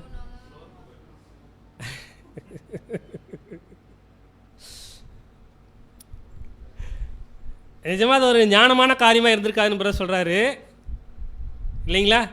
இந்த கேப் ஏன் அப்படின்ற ஒரு விஷயத்தை பார்க்கும் பொழுது பிரதர் சொன்ன மாதிரி சோர்வு வந்துடும் உங்களுக்கு. பாருங்களேன், இவ்வளோ வருஷ காலம், 2000 வருஷ காலம் எப்படிப்பா வெயிட் செத்துரும்ல? நம்முடைய கோர்ஸ் என்ன ஆகிடும்? முடிஞ்சிருமே. எப்படி அவர் ராஜ்யத்தை பார்க்குறது? ஒரு அதாவது பெந்தெகோஸ்தே நாளில் அவங்க பரிசுத்த ஆவி வாங்கியிருந்தாலும் கூட அதுக்கப்புறம் பேதுரு கூட சில தவறுகளை பண்ணுறதை நம்ம பார்க்குறோம் இல்லைங்களா? ஸோ அப்படி பார்க்கும்பொழுது அவங்களுக்குள்ளே என்ன ஏற்பட்டிருக்க வாய்ப்புகள் இருக்குது அப்படின்னா சோறு வந்திருக்க வாய்ப்பு இருக்குது. அப்போது நினச்சிட்டாங்க ராஜ்யம் தான் வாழ்கிறப்பே வந்துடும் தான். அப்போ தான் என்ன ஆகும்? இன்னும் ஸோ என்ன பாயிண்ட் பிரதர் ரொம்ப அழகாக கொடுக்குறாருன்னா, தரிசித்து நடவாமல் விசுவாசித்து நடக்க வேண்டும் அப்படின்ற ஒரு விஷயம். அவங்க சாகிற வரைக்கும், ஈவன் 2000 வருஷ காலமாக சபை ஜனங்கள் வாழ்ந்து கொண்டு அவங்க சாகிற அவர்கள் எல்லாருக்குமே இந்த ஒரு விஷயத்துக்காக என்ன பண்ணியிருக்காருன்னா இயேசு கிறிஸ்துவங்க சொல்லலை, எப்பயும் சொல்லலை இல்லைங்களா? ஸோ அதுக்கப்புறம் ஏந்ததன் மூலமாக நாம் என்ன பண்ணுறோம், படிச்சுட்ருக்கோம். ஸோ அன்பான சகோதர சகோதரிகளே, இப்படி அப்போஸ்தலர் அவர்கள் மாத்திரமல்ல, அந்த டைமில் பரிசுத்த ஆவியை வாங்கின பிற்பாடு எந்த வருஷம் நடந்துச்சு? அது பெந்தெகோஸ்தே நாள் கிபி 30 ஐயோ பெந்தெகோஸ்தே நாள், அந்த பெந்தெகோஸ்தே அபிஷேகம் வாங்கினாங்க இல்லைங்களா? எந்த வருடம்? கிபி 33. இமீடியட்டாக எத்தனாவது நாளில்? 50. ஆமாம் ஆமாம், எஸ், நான் தான் மாற்றிட்டு வரேன். 50வது நாள் தான் Pentecost, the day of Pentecost. So ஒரு 50th டேயில் இவன் இயேசு கிறிஸ்து சரியான ஒரு பிளான் தான். மரித்த பிற்பாடு ரொம்ப அழகாக நேர்த்தியாக, நீங்கள் ரொம்ப நாள் வெயிட் பண்ணணும் அப்படின்லாம் பேசலை. ஒரு 40 days, அதுக்கப்புறம் கொஞ்ச நாள் வெயிட் பண்ணுறாங்க, ஒரு விஷயத்துக்குள்ளே போகிறாங்க இல்லைங்களா? ஸோ இப்படி பார்க்கும்பொழுது அன்பான சகோதர சகோதரிகளே, பரிசுத்த ஆவியை வாங்கின பிற்பாடு அவர்களுக்கு ஒரு வார்த்தையை பிரதர் கோட் பண்ணுறாரு. என்ன தெரியுங்களா? they would be fully qualified to be God's representative. அவங்க யாரு? தேவனுடைய பிரதிநிதிகள் இல்லைங்களா? இப்போ நாம்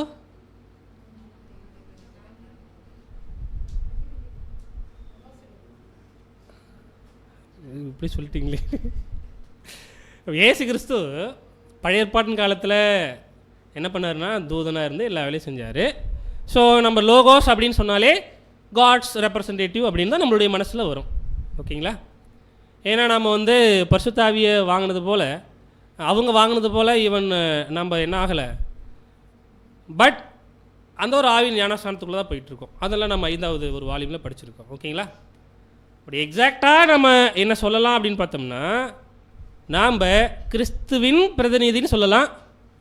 அதில் எந்த மாற்று கருத்தும் கிடையாது. ஓகேங்களா? கிறிஸ்துவின் பிரதிநிதின்னு சொல்லலாம், எந்த மாற்று கருத்தும் கிடையாது. பட் தேவனுடைய பிரதிநிதி அப்படின்னு வந்து சொல்வதற்கு okay maybe may not be தான், நமக்கு தெரியல. ஓகேங்களா? ஸோ இப்படி பார்க்கும்பொழுது அன்புக்குரிய சகோதர சகோதரிகளை ஏற்ற கால சத்தியத்தில் அவங்களுக்கு தேவன் கொடுக்கணும் அப்படின்றது தான் அவருடைய பிளான். ஓகேங்களா? ஸோ அப்போஸ்தலர் 4ஆம் அதிகாரம் 13வது வசனத்தில் பேதுரும் யோவானும் பேசுகிற தைரியத்தை அவர்கள் கண்டு அவர்கள் படிப்பறியாதவர்களாக இருந்தோம், பேதைகளாக இருந்தோம், பேதைகள் என்றும் அறிந்து ஆச்சரியப்பட்டு அவர்கள் இயேசுவோடு கூட இருந்தவர்கள் என்று தெரிந்து கொண்டார்கள். ஸோ இதை நம்ம பார்க்கணும். ஓகேங்களா? அப்படி இந்த ஒரு இன்சிடெண்ட் எதுக்குன்னா, இந்த பரமேதவர்களுக்கான ஒரு இன்ட்ரோடக்ஷன் பிரதர் நீங்கள் கொடுக்குறாங்க. ஓகேங்களா? அடுத்து போகலாம். இது ஒரு ஸ்பெக்டாகுலர் ஒன். அதாவது பரமேறி போகிறது இல்லை, வார்த்தை ரொம்ப அருமையான ஒரு வார்த்தை, ஸ்பெக்டாகுலர். ஒரு நல்ல அருமையான ஒரு அற்புதமான ஒன்று, ஒரு காட்சி. அதாவது சொல்லும்ல ஸ்பெக்டாகுலர் அப்படின்னா என் தமிழ் வார்த்தை கண் கவர் அப்படின்னு ஒரு வார்த்தை பயன்படுத்தும் இல்லையா? அந்த ஒரு வார்த்தை பிறகு யூஸ் பண்ணியிருக்காங்க. அவர் லார்ட்ஸ் அசென்ஷன் வாசிய ஸ்பெக்டாகுலர் ஒன்று அப்படின்னா இது கண் கவர் கூடிய ஒரு அழகான ஒரு அற்புதமான ஒரு காட்சியாக இருந்துச்சு இல்லைங்களா? ஏன்னா எப்பொழுதுமே பூமியில் நடக்கலை, ஒரே ஒரு டைம் தான் அந்த மாதிரி நடந்துச்சு இல்லைங்களா?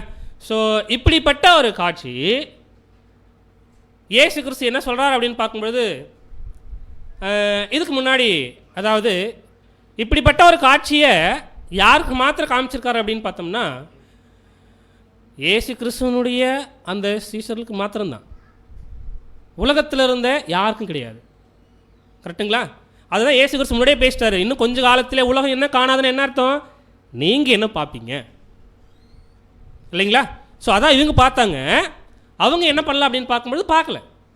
அவங்கள அது மாதிரி தான் இப்போ ஒரு பாயிண்ட்டுக்குள்ளே போயிட்டுருக்கோம் இல்லைங்களா? ஸோ அப்படின்னா இந்த பரமேறுதலுடைய காட்சி ஏன் இது நெசசிட்டி அப்படின்னு ஒரு கேள்வி கேட்டதுக்கு சிஸ்டர் ரொம்ப அழகான ஒரு பதில் சொல்லியிருந்தாங்க இல்லைங்களா?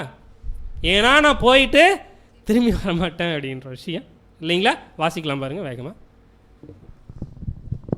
அவர்கள் இன்னமும் ஆவியில் ஜெனிப்பிக்கப்படாததினால் அவர்களுடைய விசுவாசத்திற்கு உதவியாகவும் மற்றும் தம்முடைய பரிசுத்தவான்களை தம்மோடு கூட சேர்த்துக் கொள்வதற்கும் உலகத்தை ஆசீர்வதிப்பதற்கும் அவர் மகா வல்லமையுடன் மகா மகிமையுடன் திரும்பி வருவது வரையிலும் அவர்களால் இனி ஆண்டவரை பார்க்க முடியாது என்பதை அவர்கள் புரிந்து கொள்ளத்தக்கதாக வழிநடத்தப்படுவதற்காக அவர்களே புரிஞ்சுக்கணும்.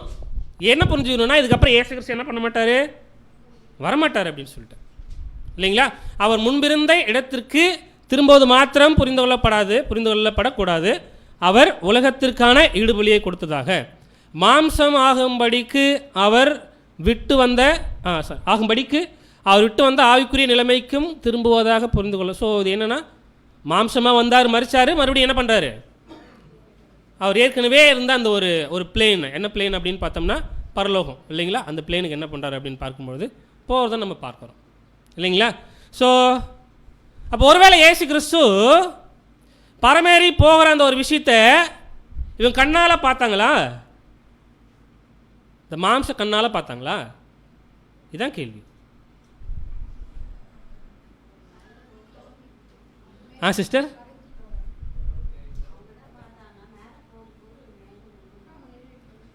அப்போ மேலே போகிற வரைக்கும் பார்த்தாங்க, மேகம் போகிற வரைக்கும் பார்த்தாங்க.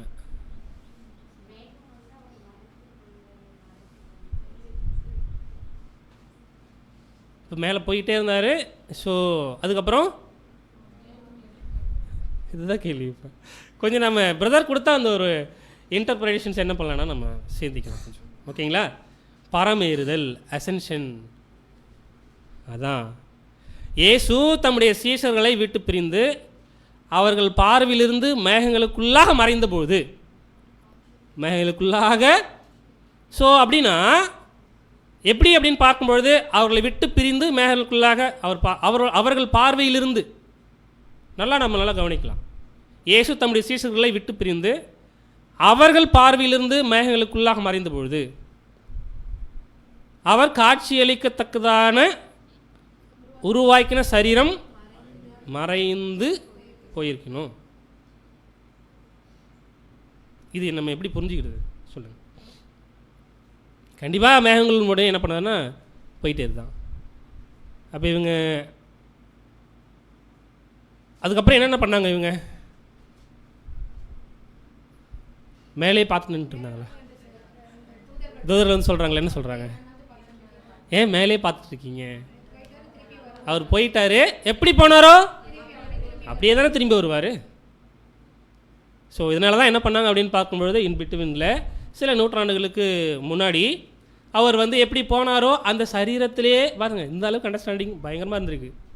அவர் எப்படி போனாரோ அதே போல் சரீரத்தில் என்ன பண்ணுவார், வருவார் அப்படின்ற எதிர்பார்ப்பெல்லாம் இருந்துச்சு. ஸோ அதெல்லாம் இல்லாமல் போச்சு. ஓகேங்களா? சரி, ஓகே. ஸோ இப்படி பார்க்கும்பொழுது சீஷர்களுடைய விசுவாசத்தை திடப்படுத்தணும். நிரந்தரமாகவே அவர் போய்விட்டார் அப்படின்னு சொல்லணும் இல்லைங்களா?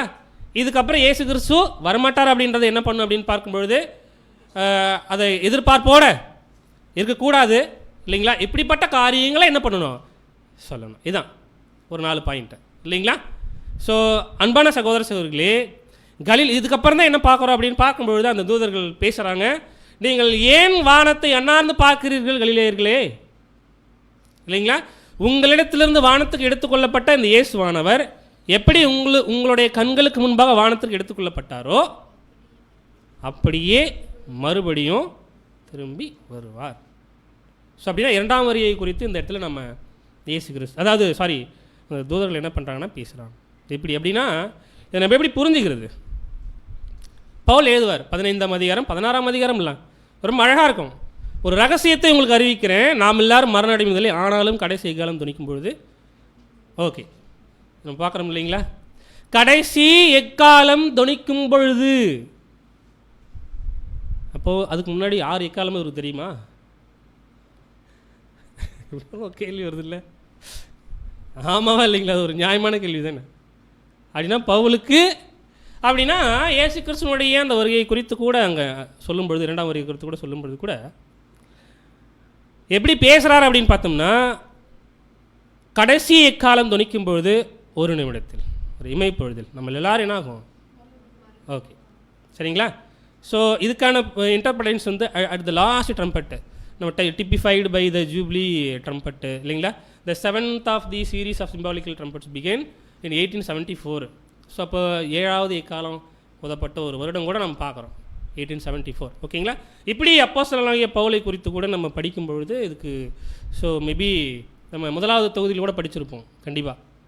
ஸோ என்ன கொடுத்துருப்பார் அப்படின்னு பார்க்கும்பொழுது அன்பு சகோதரர் ரசல் அவர்கள், அதாவது இவர் இந்த 3வது வானத்துக்கு எடுத்துக்கொள்ளப்படுறது, அதுக்கப்புறம் யோவானுக்கு வெளிப்படுத்த வேண்டிய நிறைய விஷயங்களை ஸோ இவருக்கு என்ன பண்ணியிருக்கார் அப்படின்னு பார்த்தோம்னா இவருக்கு வெளிப்படுத்தப்பட்டிருக்கு. பட் இவர் என்ன பண்ணலாம், நிறைய விஷயங்களை யோவான் எழுதுனது போல் எழுதலைன்றதும் பார்க்குறோம். ஓகேங்களா? இப்படி பார்க்கும்பொழுது ஸோ நமக்கான ஒரு காரியத்தை சிந்திக்கும்பொழுது இப்பொழுது தேவனுடைய பிள்ளைகளாக இருக்கிறோம், இனி எப்படி இருப்போம்லாம் நமக்கு தெரியாது.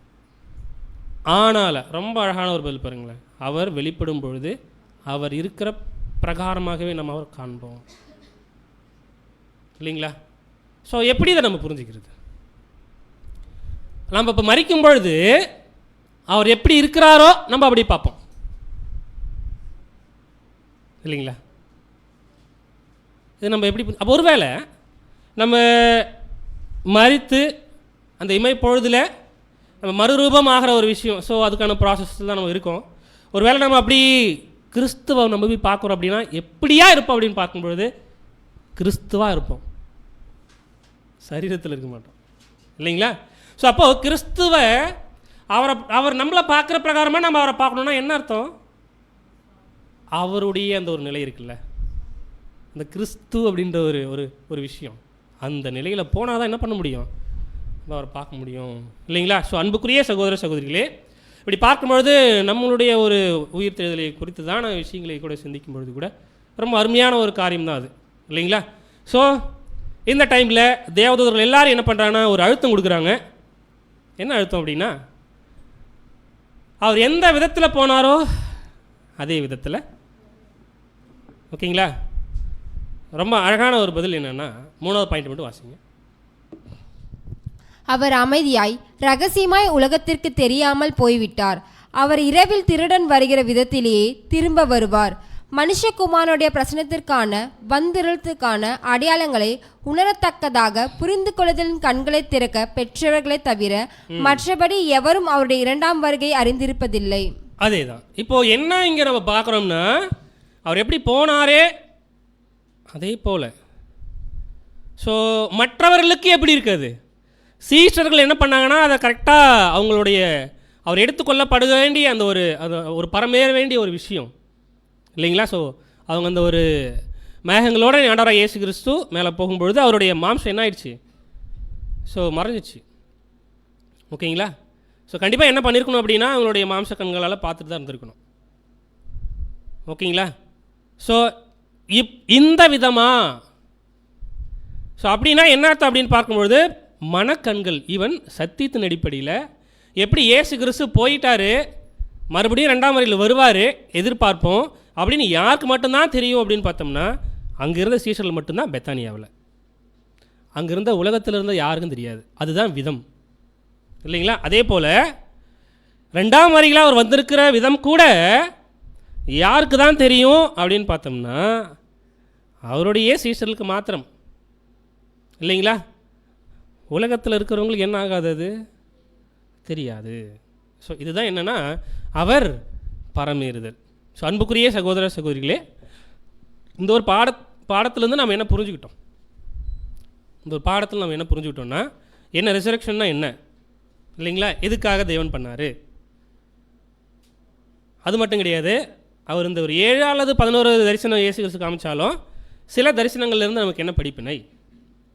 அப்புறம் இயேசு கிறிஸ்து இப்படி பரமேறி போனாரே இல்லைங்களா, அந்த ஒரு விஷயத்தை அவங்க பார்த்துருக்காங்க அப்படின்னா அது எந்த விதம், என்ன லெசன் நமக்கு இல்லைங்களா. ஸோ அன்பான சகோதர சகோதரிகளே, அப்படின்னா நம்ம ஒரே ஒரு விஷயத்தை மாத்திரம் கடைசியாக சொல்லி நான் முடிச்சுக்கிறேன். என்ன அப்படின்னு பார்க்கும்பொழுது, இப்போ ஏற்பட்ட விஷயங்கள், ஆண்டவராக இயேசு கிறிஸ்து மரித்தது, அவர் உயிரோடு எழுப்பப்பட்டது, அவருடைய காரியங்கள் அந்த 2 அடையாளங்களை நம்ம அனுசரித்தது, அதுக்கப்புறம் தேவன் நமக்கு 1 வருஷம் கொடுக்கறது, ஓடுறது, இதெல்லாம் எதுக்கு, இதெல்லாம் எதுக்கு?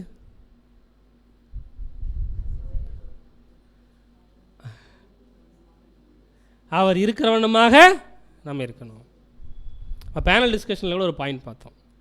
என்னென்னா, கிறிஸ்துவனுடைய பாடுகளை குறித்து படிக்கிறதும் அவருடைய உயிர் தேர்தலை குறித்து படிக்கிறதும் இந்த 2 விஷயந்தான் தேவனுடைய பிள்ளைகளுடைய மனசை என்ன பண்ணும் அப்படின்னு பார்க்கும்பொழுது அது பிளக்கும் இல்லைங்களா.